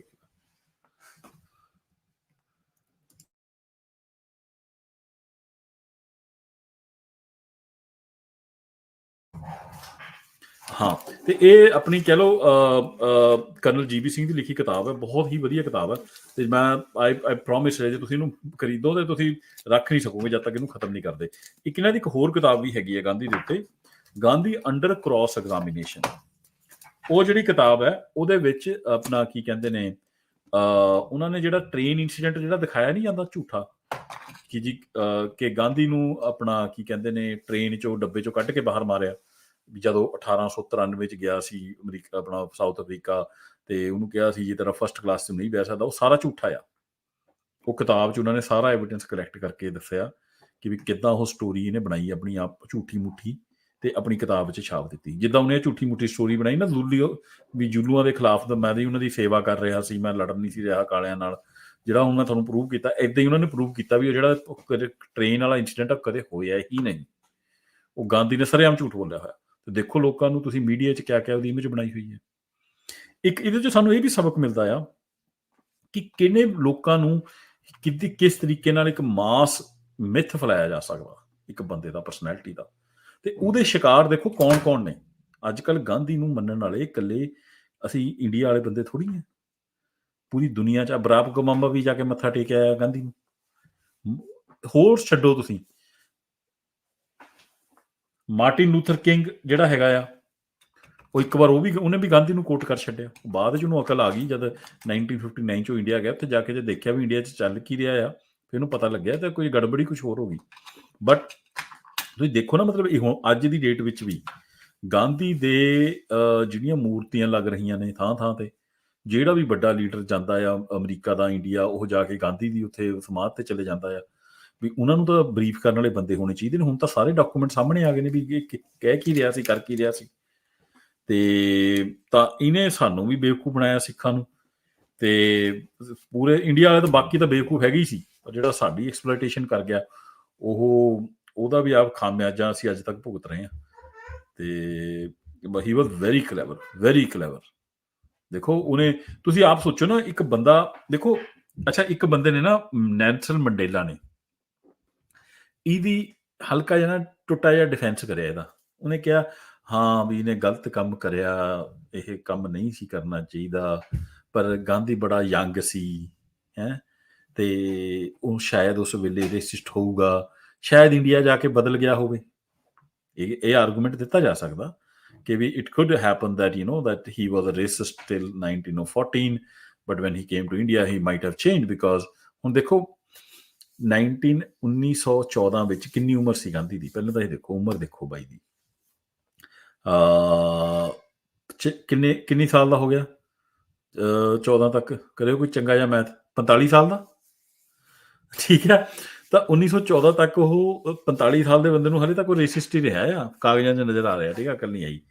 ਦੂਜੀ ਗੱਲ, ਚਲੋ ਇਹ ਵੀ ਮੰਨ ਲੈਂਦੇ, ਜੇ ਉਹ ਤੋਂ ਗਲਤੀਆਂ ਹੋਈਆਂ ਤੇ ਇੱਕ ਜੈਨੂਅਨ ਗਲਤੀਆਂ ਹੁੰਦੀਆਂ, ਤਾਂ ਇੱਕ ਜਿਹੜਾ ਬੰਦਾ ਆਪਣੀ ਗਲਤੀ ਨੂੰ ਅੰਡਰਸਟੈਂਡ ਕਰ ਲੈਂਦਾ, ਉਹ ਉਸ ਗਲਤੀ ਨੂੰ ਦੱਸਦਾ ਹੈ ਕਿ ਭਾਈ ਉਸ ਵੇਲੇ ਮੇਰੇ ਆਹ ਓਪੀਨੀਅਨ ਸੀ, ਮੇਰਾ ਗਲਤ ਸੀ। ਪਰ ਇਹਨੇ ਕੀ ਕੀਤਾ ਗਾਂਧੀ ਨੇ? ਇਹਨੇ ਉਹ ਸਾਰੇ ਕਾਗਜ਼ ਜਲਾਏ, ਆਪਣੀ ਇੱਕ ਝੂਠੀ ਬਾਇਓਗ੍ਰਾਫੀ ਲਿਖਤੀ ਕਿ ਜੀ ਮੈਂ ਤਾਂ ਬੜੀ ਸੇਵਾ ਕਰਦਾ ਸੀ ਜੀ ਉੱਥੇ, ਮੈਨੂੰ ਤਾਂ ਇੱਕ ਫਸਟ ਕਲਾਸ ਦੇ ਡੱਬੇ ਤੋਂ ਚੱਕ ਕੇ ਇਹਨਾਂ ਨੇ ਬਾਹਰ ਮਾਰਿਆ ਸੀ, ਤੇ ਫਿਰ ਮੈਨੂੰ ਪਤਾ ਲੱਗਿਆ ਰੇਸਿਜ਼ਮ ਕਿੰਨੀ ਮਾੜੀ ਹੈ, ਤੇ ਮੈਂ ਕਾਲਿਆਂ ਦਾ ਮੈਂ ਕਿੰਨਾ ਵੱਡਾ ਸ਼ੁਭ ਚਿੰਤਕ ਹਾਂ, ਮੈਂ ਕਿੰਨਾ ਵੱਡਾ ਉਹਨਾਂ ਦੀ ਸੇਵਾ ਕਰਕੇ ਆਇਆ ਉੱਥੇ। ਇਹਨੇ ਸਾਰਾ ਝੂਠ ਬੋਲਿਆ। ਇਹ ਸੋਚਿਆ ਇਸਨੇ ਉਸ ਵੇਲੇ ਕਿ ਉੱਥੇ ਦੇ ਕਾਗਜ਼ ਕਿਹੜਾ ਉਰੇ ਆਉਣਗੇ, ਮੈਂ ਸਾੜ ਦਿੱਤੇ ਸਾਰੇ ਕਾਗਜ਼, ਉਹ ਰਿਕਾਰਡ ਕਿਹੜਾ ਦੁਨੀਆ ਨੇ ਕਦੇ ਦੇਖਣੇ ਆ। ਇਹਨੂੰ ਨਹੀਂ ਸੀ ਪਤਾ ਕਿ 1960 ਚ ਜਾ ਕੇ ਲੋਕਾਂ ਨੇ ਸਾਰੇ ਰਿਕਾਰਡ ਕੱਢ ਲੈਣੇ ਨੇ ਸਾਊਥ ਅਫਰੀਕਾ ਚੋਂ।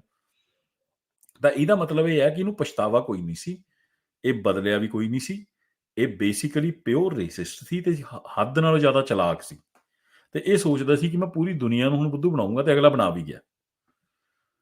ਠੀਕ ਹੈ ਜੀ। ਤਾਂ ਇਹੋ ਜਿਹੇ ਬੰਦੇ ਨਾਲ ਸਾਡਾ ਪਾਲਾ ਪਿਆ ਆ। ਸਾਨੂੰ ਸਮਝਣਾ ਚਾਹੀਦਾ ਸਿੱਖਾਂ ਨੂੰ, ਤੇ ਇਹ ਮੈਂ ਸਿੱਖਾਂ ਨੂੰ ਗਾਂਧੀ ਨੂੰ ਪਤਾ ਕਿਉਂ ਸਮਝਣਾ ਚਾਹੀਦਾ, ਇਸ ਕਰਕੇ ਨਹੀਂ ਸਮਝਣਾ ਚਾਹੀਦਾ ਕਿ ਗਾਂਧੀ ਕੀ ਸੀ, ਇਸ ਕਰਕੇ ਸਮਝਣਾ ਚਾਹੀਦਾ ਕਿ ਸਾਡਾ ਦੁਸ਼ਮਣ ਵੀ ਇਹੀ ਹੈ, ਸਾਡੇ ਦੁਸ਼ਮਣ ਦੀ ਸੋਚ ਵੀ ਇਹੀ ਹੈ। ਗਾਂਧੀ ਉਹ ਇੰਡੀਆ ਦੇ ਉਹ 15% ਜਿਹੜਾ ਅਲੀਟ ਕਾਸਟਿਸਟ ਲੋਕ ਇੰਡੀਆ ਦੀ ਹਕੂਮਤ ਤੇ ਕਬਜ਼ਾ ਕਰੀ ਬੈਠੇ ਨੇ, 85% ਨੂੰ ਦਬਾ ਰਹੇ ਨੇ, ਉਹ ਇਹੀ ਨੇ। ਉਹਨਾਂ ਦੀ ਜੋ ਸੋਚ ਵੀ ਇੰਨੀ ਹੀ ਸ਼ਾਤਰ ਹੈ, ਤੇ ਅੱਜ ਵੀ ਅਸੀਂ ਇੰਨੇ ਹੀ ਭੋਲੇ ਹਾਂ। ਜਿਹੜਾ ਅਸੀਂ 9 ਮਾਰਚ ਦਾ ਰਿਸ਼ਤਾ ਕਹੀ ਜਾ ਰਹੇ ਹਾਂ ਨਾ, ਉਹ 9 ਮਾਰਚ ਦਾ ਰਿਸ਼ਤਾ ਅਸੀਂ ਗਾਂਧੀ ਨਾਲ ਵੀ ਲਾ ਕੇ ਬੈਠੇ ਹੋਏ ਸੀ। ਹਾਂਜੀ ਗੱਜਣ ਸਿੰਘ ਜੀ। ਹਾਂਜੀ, ਇੱਕ ਵਾਰ ਇਹਦੇ ਗੱਲ ਮਸ਼ਹੂਰ ਆ ਵੀ ਇਹਨੇ ਗੁਰੂ ਮਹਾਰਾਜ ਆਪਣੇ ਗੁਰੂ ਗੋਬਿੰਦ ਸਿੰਘ ਬਾਰੇ ਵੀ ਗਲਤ ਬੋਲਿਆ ਸੀ ਤੋਂ, ਤੇ ਬਾਅਦ ਫਿਰ ਇਹਨੇ ਮਾਫੀ ਮੰਗੀ ਆ ਤੇ ਕਿਹਾ ਵੀ ਉਹ ਭੁੱਲਿਆ ਭੱਟ ਗਿਆ ਰਹਿਬਰ ਆ ਉਹ। ਇਹਨੇ ਸਟੇਜ ਤੋਂ ਫੜ ਕੇ ਗਿਆ ਸੀ ਗੁਰੂ ਗੋਬਿੰਦ ਸਿੰਘ ਬਾਰੇ। ਹਾਂ ਨਹੀਂ, ਮੈਂ ਉੱਧਰ ਹੀ ਆਉਣਾ, ਪਰ ਮੈਂ ਜ਼ਰੂਰ ਦੱਸ ਦੇਵਾਂ ਕਿ ਵੀ ਗਾਂਧੀ ਨੂੰ ਸਮਝਣਾ ਇਸ ਕਰਕੇ ਜ਼ਰੂਰੀ ਹੈ ਕਿ ਜਿਹੜਾ ਸਾਡਾ ਦੁਸ਼ਮਣ ਹੈ ਇੰਡੀਅਨ ਸਟੇਟ ਕੀ ਹੈ, ਇਹ 15% ਕਾਸਟਿਸਟ ਅਲੀਟ ਹੈ ਇੰਡੀਆ ਦਾ। 15 ਤੋਂ ਤੁਸੀਂ 10% ਲਾ ਲਓ, ਜਿਹੜਾ ਕਿ ਇੰਡੀਆ ਦੇ ਉੱਤੇ ਬੈਠਾ, ਜਿਹੜੇ 85% ਸ਼ੂਦਰਾਂ ਤੇ ਜ਼ੁਲਮ ਕਰ ਰਿਹਾ ਬੈਠਾ, ਜਿਹਦੇ ਵਿੱਚ ਸਿੱਖ ਵੀ ਸ਼ਾਮਲ ਨੇ। ਠੀਕ ਹੈ, ਸਾਨੂੰ ਸ਼ੂਦਰ ਹੀ ਬਣਾਇਆ ਹੋਇਆ ਉਹਨਾਂ ਨੇ, ਜਦ ਤੱਕ ਅਸੀਂ ਇਹ ਨਹੀਂ ਕਹਿੰਦੇ ਕਿ ਅਸੀਂ ਹਿੰਦੂ ਹਾਂ। ਫਿਰ ਤੁਹਾਨੂੰ ਤਾਂ ਜਦ ਤੁਸੀਂ ਜਾ ਕੇ ਕਹਿ ਲਓ ਕਿ ਹਾਂ ਜੀ ਸਟੇਟਸ ਲੈ ਲਓ, ਛਤਰੀ ਦਾ ਲੈ ਲਓ, ਕੋਈ ਕੀ ਦਾ ਲੈ ਲਓ, ਬਾਹਮਣ ਦਾ ਤਾਂ ਨਹੀਂ ਦੇਣਗੇ ਤੁਹਾਨੂੰ। ਠੀਕ ਹੈ, ਉਹ ਦੇ ਦੇਣਗੇ, ਫਿਰ ਠੀਕ ਹੈ ਕੰਮ, ਜਦ ਤੁਸੀਂ ਆਪਣੇ ਆਪ ਨੂੰ ਹਿੰਦੂ ਕਹਿ ਲਓਗੇ। ਤਾਂ ਇਹ ਸ਼ਾਤਰ, ਇਹ ਜਿਹੜੇ ਲੋਕ, ਇਹਨਾਂ ਦਾ ਹੀ ਪੂਰੀ ਪਿਓਰ ਰਿਫਲੈਕਸ਼ਨ ਹੈ ਗਾਂਧੀ। ਤੁਸੀਂ ਦੇਖ ਲਓ ਬੰਦਾ ਕਿੰਨਾ ਸ਼ਾਤਰ ਆ, ਕਿੰਨੇ ਝੂਠ ਬੋਲ ਸਕਦਾ, ਕਿੱਦਾਂ ਉਹਦਾ ਕੋਈ ਮੋਰੈਲਿਟੀ ਨਾਲ ਕੋਈ ਲੈਣਾ ਦੇਣਾ ਹੈ ਹੀ ਨਹੀਂ ਹੈ, ਕੋਈ ਝੂਠ ਬੋਲਣ ਨਾਲ ਕੋਈ ਚੱਕਰ ਹੀ ਨਹੀਂ ਹੈ ਕੋਈ। ਤਾਂ ਉਹਨੂੰ ਉਸ ਮਿਥ ਨੂੰ ਸਸਟੇਨ ਵੀ ਉਹੀ ਇੰਡੀਅਨ ਸਟੇਟ ਇਸੇ ਕਰਕੇ ਕਰ ਰਹੀ ਆ। ਤਾਂ ਸਾਨੂੰ ਸਮਝਣਾ ਚਾਹੀਦਾ ਆ ਕਿ ਠੀਕ ਹੈ, ਜਦ ਤੱਕ ਅਸੀਂ ਦੁਸ਼ਮਣ ਦੀ ਪਛਾਣ, ਸਾਨੂੰ ਆਪਣੇ ਦੁਸ਼ਮਣ ਦੀ ਕੈਪੇਬਿਲਿਟੀ ਕਿਸ ਲੈਵਲ ਤੱਕ ਉਹ ਗਿਰ ਸਕਦਾ, ਉਹ ਵੀ ਦੇਖਣਾ ਸਮਝਣਾ ਪੈਣਾ ਆ। ਸਮਝ ਰਹੇ ਨੇ ਵੈਸੇ ਅੱਜ ਕੱਲ੍ਹ ਦੇ ਜਿਹੜੇ ਯੂਥ ਨੇ, ਬਟ ਨਾ ਬਈ ਹੁਣ ਟਾਈਮ ਬਹੁਤ ਹੋ ਗਿਆ ਹੈ। 9 ਮਾਸ ਦਾ ਰਿਸ਼ਤਾ, ਇਹ 15% ਨਾਲ 9 ਮਾਸ ਦਾ ਕੋਈ ਰਿਸ਼ਤਾ ਨਹੀਂ ਹੈਗਾ ਸਿੱਖਾਂ ਦਾ। ਇਹ ਤੁਹਾਡੇ ਐਕਸਪਲੋਇਟਰ ਨੇ। 85% ਨਾਲ ਰੱਖ ਸਕਦੇ ਹੋ ਤੁਸੀਂ, ਪਰ ਇਹ 15% ਨਾਲ ਨਹੀਂ ਰੱਖ ਸਕਦੇ, ਕਿਉਂਕਿ ਇਹ ਕਿਸੇ ਨਾਲ 9 ਮਾਸ ਦਾ ਰਿਸ਼ਤਾ ਨਹੀਂ ਰੱਖਣਗੇ। ਇਹਨਾਂ ਦਾ ਜੰਮੇ ਹੀ ਐਕਸਪਲੋਇਟੇਸ਼ਨ ਕਰਨ ਲਈ ਨੇ, ਤੇ ਇਹਨਾਂ ਦਾ ਜੋ ਥਾਟ ਪ੍ਰੋਸੈਸ ਹੈ, ਇਹ ਗਾਂਧੀ ਦੇ ਵਿੱਚ ਤੁਹਾਨੂੰ ਪੂਰਾ ਨਜ਼ਰ ਆਉਂਦਾ। ਸੌਰੀ ਗੱਜਣ ਸਿੰਘ, ਮੈਂ ਤੁਹਾਡੀ ਗੱਲ ਟੁੱਕੀ, ਪਰ ਹਾਂ ਤੁਹਾਡੀ ਜਿਹੜੀ ਗੱਲ ਸੀ ਬਿਲਕੁਲ ਸਹੀ ਆ ਉਹ, ਕਿ ਇਹਨੇ ਮਹਾਰਾਜ ਬਾਰੇ ਵੀ ਕੁਝ ਗਲਤ ਬੋਲਿਆ, ਪਰ ਸਿੱਖੀ ਨਾਲ ਤਾਂ ਇਹਨੂੰ ਬਹੁਤ ਪ੍ਰੋਬਲਮ ਸੀ ਨਾ। ਸਿੱਖੀ ਨਾਲ ਇਹਨੂੰ ਸਭ ਤੋਂ ਵੱਡੀ ਪ੍ਰੋਬਲਮ ਇਹ ਸੀ ਕਿ ਸਿੱਖੀ ਵਰਨ ਆਸ਼ਰਮ ਨੂੰ ਨਹੀਂ ਮੰਨਦੀ, ਤੇ ਸ਼ੂਦਰਾਂ ਨੂੰ ਵੀ ਕਹਿ ਲੈਂਦੀ ਹਥਿਆਰ ਚੱਕ ਲਓ। ਜੇ ਸ਼ੂਦਰ ਹਥਿਆਰ ਚੱਕ ਲੈਣਗੇ ਫਿਰ ਤਾਂ ਸਿਸਟਮ ਹੀ ਟੁੱਟ ਜੂਗਾ। ਸਿਸਟਮ ਤਾਂ ਚੱਲਦਾ ਹੀ ਤਾਂ ਆ ਕਿ ਹਥਿਆਰ ਰਹਿਣਗੇ ਛਤਰੀਆਂ ਕੋਲ, ਠੀਕ ਹੈ, ਸ਼ਸਤਰ ਰਹੂਗੇ ਬਾਹਮਣਾ ਕੋਲ, ਤੇ ਬਾਕੀ ਥੱਲੇ ਸੇਵਾ ਕਰਨਗੇ। ਪੈਸਾ ਰਹੂਗਾ ਬਣੀਏ ਕੋਲ, ਤੇ ਬਾਕੀ ਜਿਹੜੇ ਸ਼ੂਦਰ ਕੰਮ ਕਰਨਗੇ। ਤੇ ਉਹਦੇ ਵਿੱਚ ਹੁਣ ਜੇ ਸ਼ੂਦਰ ਹੀ ਹਥਿਆਰ ਚੱਕਣ ਲੱਗ ਜਾਣਗੇ, ਫਿਰ ਛਤਰੀ ਨੂੰ ਕੌਣ ਪੁੱਛੂ? ਸਾਰੀ ਗੱਲ ਤਾਂ ਇੱਥੇ ਹੈ ਨਾ। ਤਾਂ he had huge issues with ਸਿੱਖੀ। ਉਹ ਸਿੱਖਾਂ ਨੂੰ ਕਹਿੰਦਾ ਸੀ ਕਿ ਤੁਸੀਂ ਇੰਡੀਅਨ ਵੀ ਤਦੇ ਹੋ ਜੇ ਤੁਸੀਂ ਆਪਣੇ ਆਪ ਨੂੰ ਹਿੰਦੂ ਕਹਿੰਦੇ ਹੋ। ਜੇ ਤੁਸੀਂ ਆਪਣੇ ਆਪ ਨੂੰ, ਜੇ ਸਿੱਖੀ ਨੂੰ ਹਿੰਦੂਇਜ਼ਮ ਦਾ ਪਾਰਟ ਹੀ ਨਹੀਂ ਮੰਨਦੇ, ਫਿਰ ਤੁਸੀਂ ਇੰਡੀਆ ਦੇ ਕਦੇ ਬਰਾਬਰ ਦੇ ਸਿਟੀਜ਼ਨ ਨਹੀਂ ਬਣ ਸਕਦੇ, ਕਿਉਂਕਿ ਤੁਹਾਨੂੰ ਸਾਡੇ ਸਿਸਟਮ 'ਚ ਆਉਣਾ ਪੈਣਾ। ਉਹ ਸਿਸਟਮ ਕਿਹੜਾ ਹੈ? ਵਰਨ ਆਸ਼ਰਮ। ਤੁਸੀਂ ਉਹਦਾ ਪਾਰਟ ਬਣ ਕੇ ਆਉਂਦੇ ਹੋ, ਫਿਰ ਤੁਹਾਨੂੰ ਠੀਕ ਹੈ। ਹੁਣ ਕੀ ਕਹਿੰਦੇ ਨੇ, ਮਹਾਰਾਜਾ ਰਣਜੀਤ ਸਿੰਘ ਵੀ ਕਹਿਣਗੇ ਜਾਟ ਮਹਾਰਾਜਾ ਰਣਜੀਤ ਸਿੰਘ। ਉਹ ਦੇ ਵਾਂਟ ਟੂ ਫਿਟ ਹਿਮ। ਥੋੜੀ ਦੇਰ ਬਾਅਦ ਉਹਨੂੰ ਕਹਿਣਗੇ ਜਾਟ ਤੋਂ ਛਤਰੀ ਬਣਾ ਦੇਣਗੇ, ਠੀਕ ਹੈ, ਫਿਰ ਉਹਨੂੰ ਕੋਈ ਸਟੇਟਸ ਦੇ ਦੇਣਗੇ। That is all N effort. ਤਾਂ ਹੀ ਮੈਂ ਕਹਿੰਦਾ ਹੁੰਦਾ ਸਿੱਖਾਂ ਨੂੰ ਵੀ ਥੋੜਾ ਜਿਹਾ ਨਾ ਅਕਲਮੰਦ ਹੋਣਾ ਚਾਹੀਦਾ। ਮਹਾਰਾਜ ਨੇ ਤੁਹਾਨੂੰ ਕਿਉਂ ਕਿਹਾ ਹੈ ਆਪਣੇ ਸਰਨੇਮ ਪਿੱਛੇ ਕਰਕੇ ਸਿਰਫ ਸਿੰਘ ਲਿਖੋ ਆਪਣੇ ਨਾਂ ਦੇ ਪਿੱਛੇ? ਸਮਝਣੀ ਚਾਹੀਦੀ ਗੱਲ ਇਹ। ਜਿੰਨੀ ਛੇਤੀ ਤੁਸੀਂ ਆਪਣੇ ਟਰਾਈਬਲਿਜ਼ਮ ਵੱਲ ਜਾਓਗੇ ਨਾ, ਉਨੀ ਛੇਤੀ ਉਹਨਾਂ ਨੇ ਤੁਹਾਨੂੰ ਟਰਾਈਬਲਿਜ਼ਮ ਉਹਨਾਂ ਨੇ ਸਿਸਟਮ ਬਣਾਇਆ ਹੋਇਆ, ਕਾਸਟ ਸਿਸਟਮ, ਸਭ ਲਈ ਸਟੇਟਸ ਦਿੱਤਾ ਹੋਇਆ। ਠੀਕ ਹੈ, ਸਲੇਵ ਨੂੰ ਵੀ ਸਲੇਵ ਮਿਲ ਜਾਂਦਾ ਉਹਦੇ 'ਚ। ਤੁਹਾਨੂੰ ਇੱਕ ਦੇ ਦੇਣਗੇ ਨੰਬਰ 2 ਜਾਂ ਨੰਬਰ 3 ਤੇ ਕਹਿਣਗੇ ਕਰੋ ਐਸ਼ਾ ਮਾਰੋ, ਤੁਸੀਂ ਤੁਹਾਡੇ ਕੋਲ ਥੱਲੇ ਵੀ ਤਾਂ ਬੰਦੇ ਹੈਗੇ, ਇਹਨਾਂ ਨੂੰ ਕੁੱਟੋ ਮਾਰੋ। ਤੇ ਇਹ ਸਿਸਟਮ ਨਾਲ ਤੇ ਜੇ ਚੱਲਣਾ ਆ ਤੇ ਇਹਦੇ 'ਚ ਕੁਝ ਵੀ ਨਹੀਂ ਮਿਲਣਾ ਕਿਸੇ ਨੂੰ। ਤੁਸੀਂ ਦੇਖ ਲਿਓ ਅੱਜ ਦੀ ਡੇਟ 'ਚ ਤੇ ਕੱਲ੍ਹ ਦੀ ਡੇਟ 'ਚ ਵੀ ਸਿਸਟਮ ਉਹੀ ਚੱਲਣਾ ਆ ਜੋ ਖਾਲਸੇ ਦਾ ਰਾਜ ਦਾ। ਤੇ ਉਹਦਾ ਵਕਤ ਆ ਗਿਆ ਹੁਣ ਵੈਸੇ ਸਬ ਕੰਟੀਨੈਂਟ 'ਚ, ਗੱਜਣ ਸਿੰਘ ਜੀ। ਤੇ ਹੁਣ ਦੁਨੀਆ ਹਿੱਲ ਰਹੀ ਹੈ ਤੇ ਸਾਰਿਆਂ ਦੇ ਛਤਰੀਆਂ ਫਤਰੀਆਂ ਗਿਰ ਜਾਣੀਆਂ ਆ ਬਹੁਤ ਛੇਤੀ, ਤੇ ਫਿਰ ਖਾਲਸੇ ਨਹੀਂ ਉੱਠਣਾ। But I don't know whether Rebellious, you never heard about these things about Gandhi that we talked about, or you had read some of it in the past? Like I knew the things ਜਿੱਦਾਂ ਹੁਣ ਕਹਿ ਲਓ ਕਿ ਜਿਹੜਾ ਕੁਛ India ਸੀਗਾ ਹਨਾ, ਉਹਦੀਆਂ ਕਰਤੂਤਾਂ ਜੋ ਵੀ ਉਹ ਕਰਦਾ ਸੀ ਇੰਡੀਆ 'ਚ, ਉਹਦਾ ਤਾਂ ਪਤਾ ਸੀ ਹਨਾ। ਬਟ ਜਿੱਦਾਂ ਹੁਣ ਤੁਸੀਂ ਜਿਹੜਾ ਦੱਸਿਆ ਕਿ like you know ਬਾਹਰ ਆ ਕੇ the doors ਉਹ ਕਹਿੰਦੇ ਕਿ ਕਾਲੇ ਹੱਥ ਨਾਲ ਨਹੀਂ ਆਪਾਂ ਸੇਮ ਡੋਰ ਨਹੀਂ ਵਰਤਣੀ, ਸਾਨੂੰ ਤੀਜੀ ਚਾਹੀਦੀ, like ਇਹ ਸਾਰੀ ਗੱਲਾਂ ਮੈਨੂੰ ਨਹੀਂ ਪਤਾ ਸੀ। So isn't it amazing, you know, that yeah. It is. It's amazing, you know, like, and people like, and he's a big tool. He's a big tool of Indian states to actually this all this idea came from Nanak Singh and Colonel GB Singh. Both of them told me that this is, you know, like Gandhi and yoga are the Indian state tools of nationalism. Now they are also big tools to influence the world. दुनिया ਵਿੱਚ ਜਿਹੜੀ image ਬਣਾਈ ਹੈ India ਦੀ ਕਿ India is a democracy. India is, you know, some kind of this, you know, really it's because people see India in light of Gandhi, and they see Gandhi is this humane against racism. And there is some Indian people whose leader is Gandhi. All this is false. We know India is an authoritarian regime, no regard for human rights, you know, which basically suppresses anybody of the lower caste. Upper caste ਉੱਥੇ ਮੌਜਾਂ ਮਾਰ ਰਿਹਾ, ਜਿਹੜਾ ਛੋਟੀ ਜਾਤ ਦਾ ਉਹਦੀ ਐਸੀ ਤੈਸੀ ਕੀਤੀ ਹੋਈ ਹੈ, ਅਗਲੇ ਨੇ ਮਿੰਟ ਨਹੀਂ ਲਾਉਂਦੇ, ਕੋਈ ਜੀਵਨ ਤਾਂ ਹੈ ਹੀ ਨਹੀਂ, ਕੁੱਤੇ ਦੇ ਬਰਾਬਰ ਜੀਵਨ ਹੈ ਇੰਡੀਆ 'ਚ ਜਿਹੜੇ ਗਰੀਬ ਬੰਦੇ ਦਾ। ਤੇ ਉਹ ਜਿਹੜਾ ਸਿਸਟਮ ਆ ਉਹ ਸਭ ਗਾਂਧੀ ਦਾ ਚਲਾਇਆ ਹੋਇਆ ਸਿਸਟਮ ਆ, ਪਰ ਉਹ ਲੋਕਾਂ ਨੂੰ ਪਤਾ ਹੀ ਨਹੀਂ ਹੈ ਦੁਨੀਆ 'ਚ। The people are thinking when they think of India, ਉਹ ਗਾਂਧੀ ਨੂੰ ਲਿਆਂਦੇ ਆ, ਯੋਗਾ ਲਿਆਂਦੇ ਆ, ਤੇ ਉਹ ਇੱਕ ਸੌਫਟ ਇਮੇਜ ਬਣਾ ਕੇ ਜਿਹੜਾ ਇੱਕ ਫਸਾਡ ਬਣਾਇਆ ਹੋਇਆ ਡੈਮੋਕ੍ਰੇਸੀ ਦਾ, ਉਹਨੂੰ ਬਣਾਉਣ ਵਾਲਾ ਵੀ ਗਾਂਧੀ ਹੈ। ਹਾਂਜੀ ਗੱਜਣ ਸਿੰਘ ਜੀ। ਮੈਂ ਤਾਂ ਉਹ ਗੱਲ ਕਰਦਾ ਵੀ ਜਿਹੜਾ ਵੀ ਕੋਈ ਬਾਹਰੋਂ ਕੋਈ ਡਿਪਲੋਮੇਟ ਆਉਂਦਾ ਉਹ ਸਮਾਧੀ ਬਣਾਈ ਆ, ਉਹਨੂੰ ਪਹਿਲਾਂ ਮੱਥਾ ਟੇਕਣ ਉੱਤੇ ਲੈ ਕੇ ਜਾਂਦੇ ਆ ਉਹਦੀ ਸਮਾਧੀ ਪਰ, ਗਾਂਧੀ ਦੇ ਉੱਪਰ, ਤੇ ਫਿਰ ਇਹ ਆਪਣੇ ਇੰਡੀਆ ਜਿਹੜੀ ਕਰੰਸੀ ਉਹਦੇ ਉੱਪਰ ਫੋਟੋ ਲਾਈ ਆ, ਉਹਦੇ ਉੱਪਰ ਉਹਦੀ ਰਾਸ਼ਟਰਪਿਤਾ ਬਣਾਇਆ। ਜਿਹੜਾ ਬਾਹਰ ਕੋਈ ਜਾਂਦਾ ਉਹ ਤਾਂ ਮਜਬੂਰੀ ਹੋ ਜਾਂਦੀ ਹੈ ਵੀ ਇਹ ਭਾਈ ਜੇ ਕਿਤੇ ਇਹਨਾਂ ਦਾ ਕੋਈ ਬਿਜ਼ਨਸ ਕੋਈ ਗੱਲਬਾਤ ਕਰਦੀ ਆ, ਟ੍ਰੇਡ ਦੀ ਗੱਲ ਕਰਦੀ ਆ, ਤੇ ਪਹਿਲਾਂ ਗਾਂਧੀ ਨੂੰ ਮੱਥਾ ਟੇਕਣਾ ਪੈਣਾ, ਤੇ ਫਿਰ ਹੀ ਇਹਨਾਂ ਨੇ ਗੱਲ ਸਾਡੇ ਨਾਲ ਕਰਨੀਆਂ। ਤੁਸੀਂ ਦੇਖ ਲਓ। ਅੱਛਾ ਤੁਸੀਂ ਦੇਖੋ ਇੰਡੀਆ ਵਿੱਚ ਇਹ RSS BJP ਵਾਲੇ ਸਾਰਾ ਦਿਨ ਗਾਂਧੀ ਨੂੰ ਗਾਲਾਂ ਕੱਢਣਗੇ, ਠੀਕ ਹੈ। ਉਹ ਗਾਂਧੀ ਨੂੰ ਗਾਲਾਂ ਇਸ ਕਰਕੇ ਕੱਢਦੇ ਸਿਰਫ ਕਿ ਵੀ ਸਾਡੇ ਬੰਦੇ ਗਾਂਧੀ ਨੂੰ ਦੇਖ ਕੇ ਨਾ ਜ਼ਿਆਦਾ ਉਹ ਨਾ ਪੈ ਜਾਣ, ਨੌਨ ਵਾਇਲੈਂਸ ਦੇ ਪਿੱਛੇ ਨਾ ਪੈ ਜਾਣ, ਅਸੀਂ ਮੁਸਲਮਾਨ ਮਾਰਨੇ ਆ, ਠੀਕ ਹੈ, ਇਸ ਕਰਕੇ। ਤੇ ਲੇਕਿਨ ਉਹੀ BJP ਵਾਲੇ, ਉਹੀ RSS ਵਾਲੇ ਵੈਸਟ 'ਚ ਆ ਕੇ ਪ੍ਰੋਪੇਗੈਂਡਾ ਕਰਨਗੇ ਗਾਂਧੀ ਦਾ ਸਟੈਚੂ ਲਾਓ।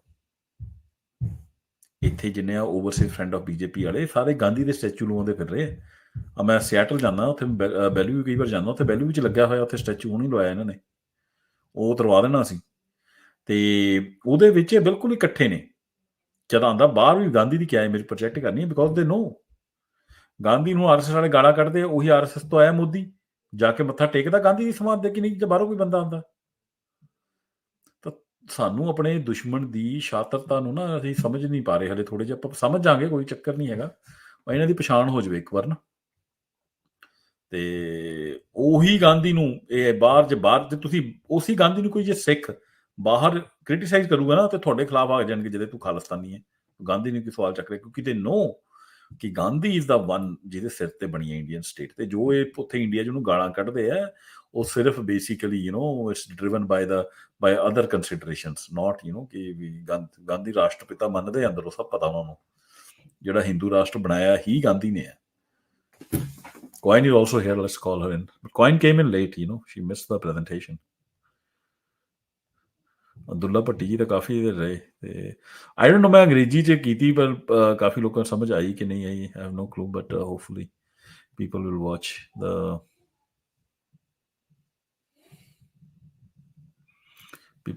the video recording. Raj, I think Coin's driving, so she's not able to get on the mic. She's just listening at the moment. Got it. ਜੀ ਸਿੰਘ ਜਿੱਥੇ ਇਹਨਾਂ ਦੇ ਜਿਹੜੇ ਲੱਗੇ ਸਟੈਚੂ ਲੱਗੇ ਆ ਕਿਹੜੇ ਮੁਲਕਾਂ 'ਚ ਉੱਥੇ ਆਪਾਂ ਨੂੰ ਇਹਦੇ ਪੈਂਫਲੇਟ ਬਣਾ ਕੇ ਬਣਨੇ ਚਾਹੀਦੇ, ਲੋਕਾਂ ਨੂੰ ਦੱਸਣਾ ਚਾਹੀਦਾ ਇਹ ਸਟੈਚੂ ਹਟਾਓ। ਤੇ ਜਿਵੇਂ ਸਰ ਜੌਨ ਮੁੰਡਾ ਜਿਹੜਾ ਸੀਗਾ ਇੱਥੇ ਕੈਨੇਡਾ ਦਾ ਪਹਿਲਾ ਪ੍ਰਧਾਨ ਮੰਤਰੀ, ਉਹਨੇ ਜੈਨੋਸਾਈਡ ਕੀਤਾ ਬੱਚਿਆਂ ਦਾ, ਜਿਹੜੇ ਨੇਟਿਵ ਪੀਪਲ ਦੇ ਬੱਚੇ ਉਹਨੇ ਮਾਰੇ ਆ, ਤੇ ਉਹਦੇ ਬਾਰੇ ਹੁਣ ਉਹਦਾ ਸਕੂਲਾਂ 'ਚ ਨਾਂ ਚੇਂਜ ਕੀਤਾ ਗਿਆ। ਗਾਂਧੀ ਬਾਰੇ ਵੀ ਇਸ ਤਰ੍ਹਾਂ ਹੀ ਪ੍ਰਚਾਰ ਹੋਣਾ ਚਾਹੀਦਾ ਵੀ ਇਹਦਾ ਸਟੈਚੂ ਲਾਏ ਜਾਣ ਤੇ ਇਹਦਾ ਡਿਸਕਾਰਡ ਕੀਤਾ ਜਾਵੇ। ਜਿਹੜੀ ਇਹਨੂੰ ਮਿਲਦੀਆਂ ਇਹਨੂੰ ਸਲਾਮਾਂ ਹੁੰਦੀਆਂ ਇਹ ਵਾਪਸ ਲਈਆਂ ਸਾਰੀਆਂ ਇਹਨਾਂ ਤੋਂ। ਹਾਂਜੀ ਮੈਂ ਆਉਂਦਾ ਇਹਦੇ ਬਾਰੇ ਡੈਫੀਨੇਟਲੀ ਮੈਂ ਇਹਦੇ ਬਾਰੇ ਗੱਲ ਕਰਨਾ ਚਾਹੁੰਦਾ, ਪਰ ਜੀਸੀ ਸਿੰਘ ਜੀ ਆਏ ਨੇ। ਹਾਂਜੀ ਜੀਸੀ ਸਿੰਘ ਜੀ ਕਰੋ ਗੱਲ। ਹਾਂ ਜੀ, ਵਾਹਿਗੁਰੂ ਜੀ ਕਾ ਖਾਲਸਾ ਵਾਹਿਗੁਰੂ ਜੀ ਕੀ ਫਤਿਹ। ਵਾਹਿਗੁਰੂ ਜੀ ਫਤਿਹ। ਦੇਖੋ, ਇਟ ਇਜ਼ ਟਰੂ ਕਿ ਜਿਹੜੇ one of the ਪੰਜ ਪਿਆਰਾਸ was from ਗੁਜਰਾਤ, ਮਗਰ ਬਾਕੀ ਜਿਹੜੇ ਸਾਰੇ ਆਏ ਇਨਕਲੂਡਿੰਗ ਦਿਆਨੰਦ ਜਿਹੜੇ ਆਏ, ਅਮਿਤ ਸ਼ਾਹ ਆਏ, ਸਾਰੇ ਇਹਨਾਂ ਨੇ ਸਭ ਤੋਂ ਜ਼ਿਆਦਾ ਸਿੱਖ ਕੌਮ ਦਾ ਬੇੜਾ ਗਰਕ ਕੀਤਾ ਹੈ। It was Dayanand from Gujarat which came to Punjab and started this Arya Smart thing, The poison that has taken out tens of thousands of lives of Sikhs, and they were responsible for all this, you see.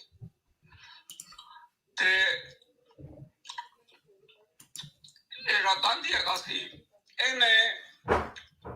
ਇਹਦਾ ਸੌਦਾ ਦੇਸੀਆਂ ਨੇ ਬਥੇਰਾ ਵੇਚਿਆ ਇੱਥੇ ਆ ਕੇ in the West. So they were able to sell him, you see, including, of course, as you mentioned, Martin Luther King, including Obama and all the top African American leaders.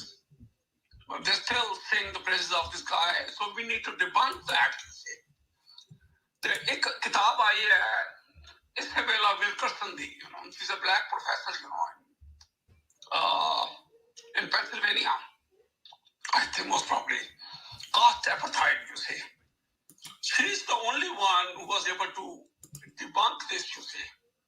जो कुछ होता पाया है कि नाम इन्हां दा caste system, So we need to be able to tell that thing to people कि कितना hypocrite or double-minded बंदा है काशी के नाम इस जगह पे, because they have been very successful in marketing Gandhi, you say, in this country, you say.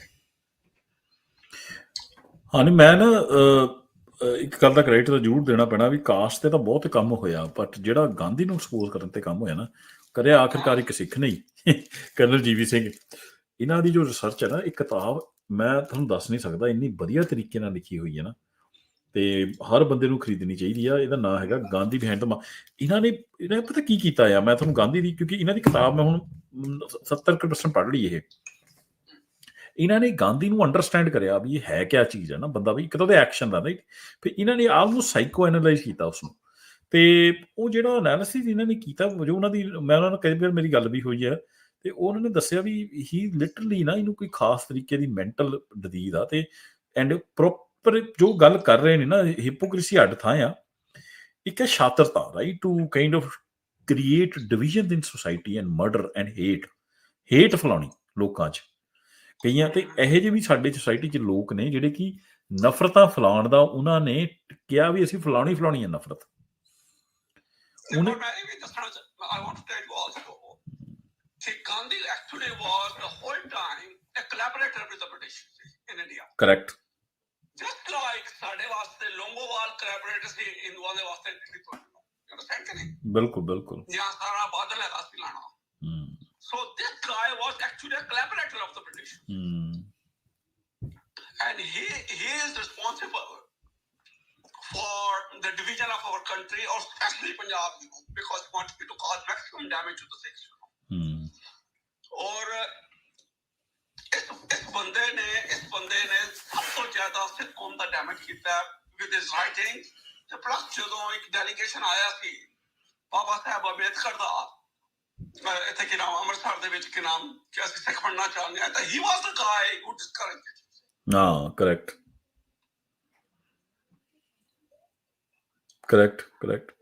ਤੇ ਇਹਦੇ ਨੇ ਜਿਹੜਾ ਦੇਖੋ ਗਾਂਧੀ ਦੇ ਆਉਣ ਤੋਂ ਪਹਿਲਾਂ ਨਾ, ਮੈਂ ਉਹ ਪੜ੍ਹ ਰਿਹਾ ਸੀ 1909 ਵਿੱਚ ਨਾ, ਹਰ 10 ਸਾਲ ਬਾਅਦ ਨਾ ਜਿਹੜੇ ਗੋਰੇ ਸਨ ਉਹ ਪਾਵਰ ਡਿਵੈਲੂਏ ਕਰਤਾ ਸਨ, ਹੋਰ ਜ਼ਿਆਦਾ ਪਾਵਰਾਂ ਦਿੰਦੇ ਸਨ ਨੇਟਿਵ ਲੋਕਾਂ ਨੂੰ। ਹਰ 10 ਸਾਲ ਬਾਅਦ ਰਿਫਾਰਮਸ ਕਹਿੰਦੇ ਸੀ ਉਹਨਾਂ ਨੂੰ। ਉਹ 1919 ਚ ਆਏ ਨੇ, 1909 ਚ ਆਏ ਸੀ ਮੋਰਲੇ ਮਿੰਟੋ ਰਿਫਾਰਮ, 1919 ਦੇ ਨੇ ਮੌਂਟੇਗੂ ਚੈਲਸਟਨ ਰਿਫਾਰਮ, 1929 ਚ ਆਇਆ ਸੀ ਸਾਈਮਨ ਕਮਿਸ਼ਨ। ਜਿਹੜੇ ਤੁਸੀਂ 1909 ਦੇ ਰਿਫਾਰਮ ਆਏ, ਕੋਈ ਰੌਲਾ ਰੱਪਾ ਨਹੀਂ, ਲੋਕ ਬੜੇ ਖੁਸ਼ ਸੀ ਇੰਡੀਆ 'ਚ, ਹਿੰਦੂਆਂ ਤੇ ਮੁਸਲਮਾਨਾਂ 'ਚ ਕੋਈ ਦੰਗਾ ਨਹੀਂ ਹੋ ਰਿਹਾ। ਪੰਜਾਬ ਤਾਂ ਦੰਗਾ ਹੀ ਨਹੀਂ ਸੀ ਹੁੰਦਾ ਉਸ ਵੇਲੇ ਕਹਿੰਦੇ ਕੋਈ। 1919 ਚ ਵੀ ਕੋਈ ਜ਼ਿਆਦਾ ਪ੍ਰੋਬਲਮ ਨਹੀਂ ਆਈ। ਪਰ ਜਦ ਗਾਂਧੀ ਆ ਕੇ ਇੱਥੇ ਐਸਟੈਬਲਿਸ਼ ਹੋ ਗਿਆ, ਉਹ ਤੋਂ ਬਾਅਦ ਸਾਰਾ ਰੌਲਾ ਰੱਪਾ ਜਿਹੜਾ ਹਿੰਦੂਆਂ ਦਾ, ਮੁਸਲਮਾਨਾਂ ਦਾ, ਫਿਰ ਸਿੱਖ ਵੀ ਮਾਰੇ, ਨੁਕਸਾਨ ਸਿੱਖਾਂ ਦਾ ਹੋਇਆ। ਜੋ ਸਾਰੀ ਪੂਰੇ ਖਿੱਤੇ 'ਚ ਜੋ ਹੇਟ ਟ੍ਰੇਡ ਦਾ ਕੰਮ, ਜੋ ਸੌਦਾ ਵੇਚਿਆ ਫਿਰ ਦਲਿਤਾਂ ਨਾਲ, ਉਹ ਸਾਰਾ ਵੇਚਿਆ ਕਰਮਚੰਦ ਗਾਂਧੀ ਨੇ ਅਸਲ ਵਿੱਚ।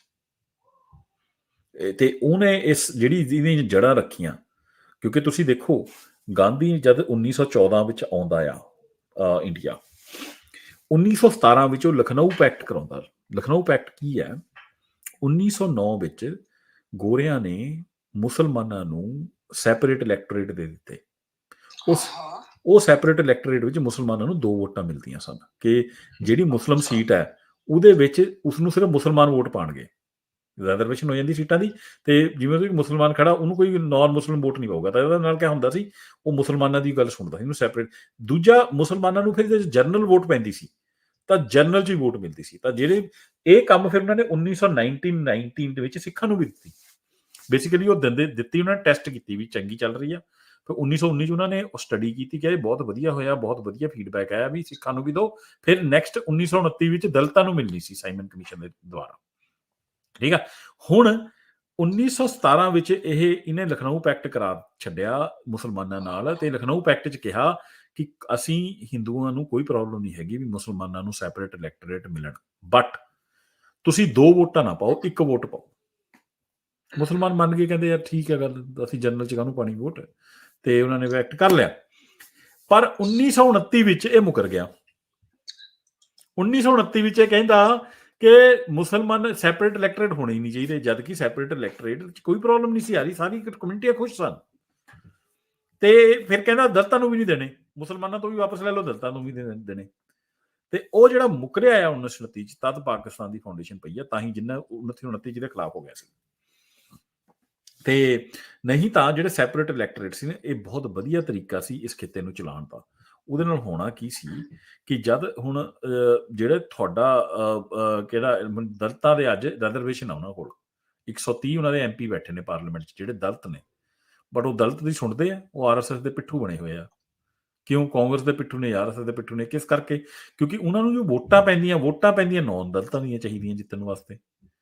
ਦਲਿਤਾਂ ਦੀ ਮੈਜੋਰਟੀ ਦੀਆਂ ਵੋਟਾਂ ਤਾਂ ਜਿੱਤੇ ਹੀ ਨਹੀਂ ਉਹ। ਤੇ ਫਿਰ ਜਦ ਉਹਨਾਂ ਨੂੰ ਇਲੈਕਟਡ, ਉਹ ਡਿਪੈਂਡੈਂਟ ਹੀ ਨੌਨ ਦਲਿਤਾਂ ਦੀ ਵੋਟਾਂ ਤੇ ਨੇ, ਤੇ ਫਿਰ ਉਹ ਦਲਿਤਾਂ ਦੀ ਕਿੱਦਾਂ ਸੁਣਨਗੇ ਉਹ? ਤਾਂ ਇਸ ਕਰਕੇ ਸੈਪਰੇਟ ਇਲੈਕਟੋਰੇਟ ਵਾਸ ਦਾ ਬੈਟਰ ਮੈਕੈਨਿਜ਼ਮ। ਸੈਪਰੇਟ ਇਲੈਕਟੋਰੇਟ ਦੀ ਕੋਈ ਗੱਲ ਹੀ ਨਹੀਂ ਕਰਦੇ ਦਲਿਤ, ਉਹਨਾਂ ਨੇ ਉਲਝਾਇਆ ਹੋਇਆ ਰਿਜ਼ਰਵੇਸ਼ਨਾਂ ਵਿੱਚ। ਉਹ ਰਿਜ਼ਰਵੇਸ਼ਨਾਂ ਕਰਕੇ ਤਾਂ ਤੁਹਾਡਾ ਬੁਰਾ ਹਾਲ ਹੈ। ਦੇਖੋ ਸ਼ਾਤਰ ਦਿਮਾਗ ਦੇਖੋ ਨਾ ਗਾਂਧੀ ਦਾ। ਤੇ ਗਾਂਧੀ ਨੇ ਫਿਰ 1931 ਵਿੱਚ ਜਦ ਸੈਪਰੇਟ ਇਲੈਕਟੋਰੇਟ ਦਲਿਤਾਂ ਨੂੰ ਮਿਲੇ, ਤਾਂ ਉਹਨੇ BR ਅੰਬੇਡਕਰ ਨੂੰ ਬੁਲਾ ਕੇ ਪੂਨਾ ਪੈਕਟ ਕਰਿਆ, ਜਿੱਥੇ ਅੰਬੇਡਕਰ ਮੰਨ ਗਿਆ ਕਿ ਸਾਨੂੰ ਸੈਪਰੇਟ ਇਲੈਕਟੋਰੇਟ ਨਹੀਂ ਚਾਹੀਦੇ, ਸਾਨੂੰ ਰਿਜ਼ਰਵੇਸ਼ਨ ਚਾਹੀਦੀ ਹੈ ਬਸ। ਇਹ ਸਭ ਤੋਂ ਵੱਡਾ ਘਾਣ ਹੋਇਆ ਛੋਟੀ ਜਾਤੀਆਂ ਨਾਲ, ਜਿਹੜੀ ਦਲਿਤਾਂ ਨਾਲ ਖਾਸ ਕਰਕੇ। ਇਹ ਕਿਹਨੇ ਕਰਾਇਆ? ਇਹ ਵੀ ਗਾਂਧੀ ਨੇ ਕਰਵਾਇਆ। ਤਾਂ ਇਹ ਸਾਰਾ ਜਿਹੜੇ ਪੂਰੇ ਖਿੱਤੇ 'ਚ ਜੋ ਡਿਵੀਜ਼ਨ ਹੋਈ, ਵੰਡ ਹੋਈ, ਕਤਲੇਆਮ ਹੋਇਆ, ਜੋ ਕਮਿਊਨਿਟੀਆਂ 'ਚ ਅੱਜ ਤੱਕ ਨਹੀਂ ਸੋਲਵ ਹੋ ਪਾ ਰਿਹਾ, ਜੋ ਹੇਟਰੇਟ ਦਾ, ਇਹ ਸਾਰੇ ਦਾ ਕਰਤਾ ਧਰਤਾ ਅਸਲ ਵਿੱਚ ਕਰਮਚੰਦ ਗਾਂਧੀ ਹੈ।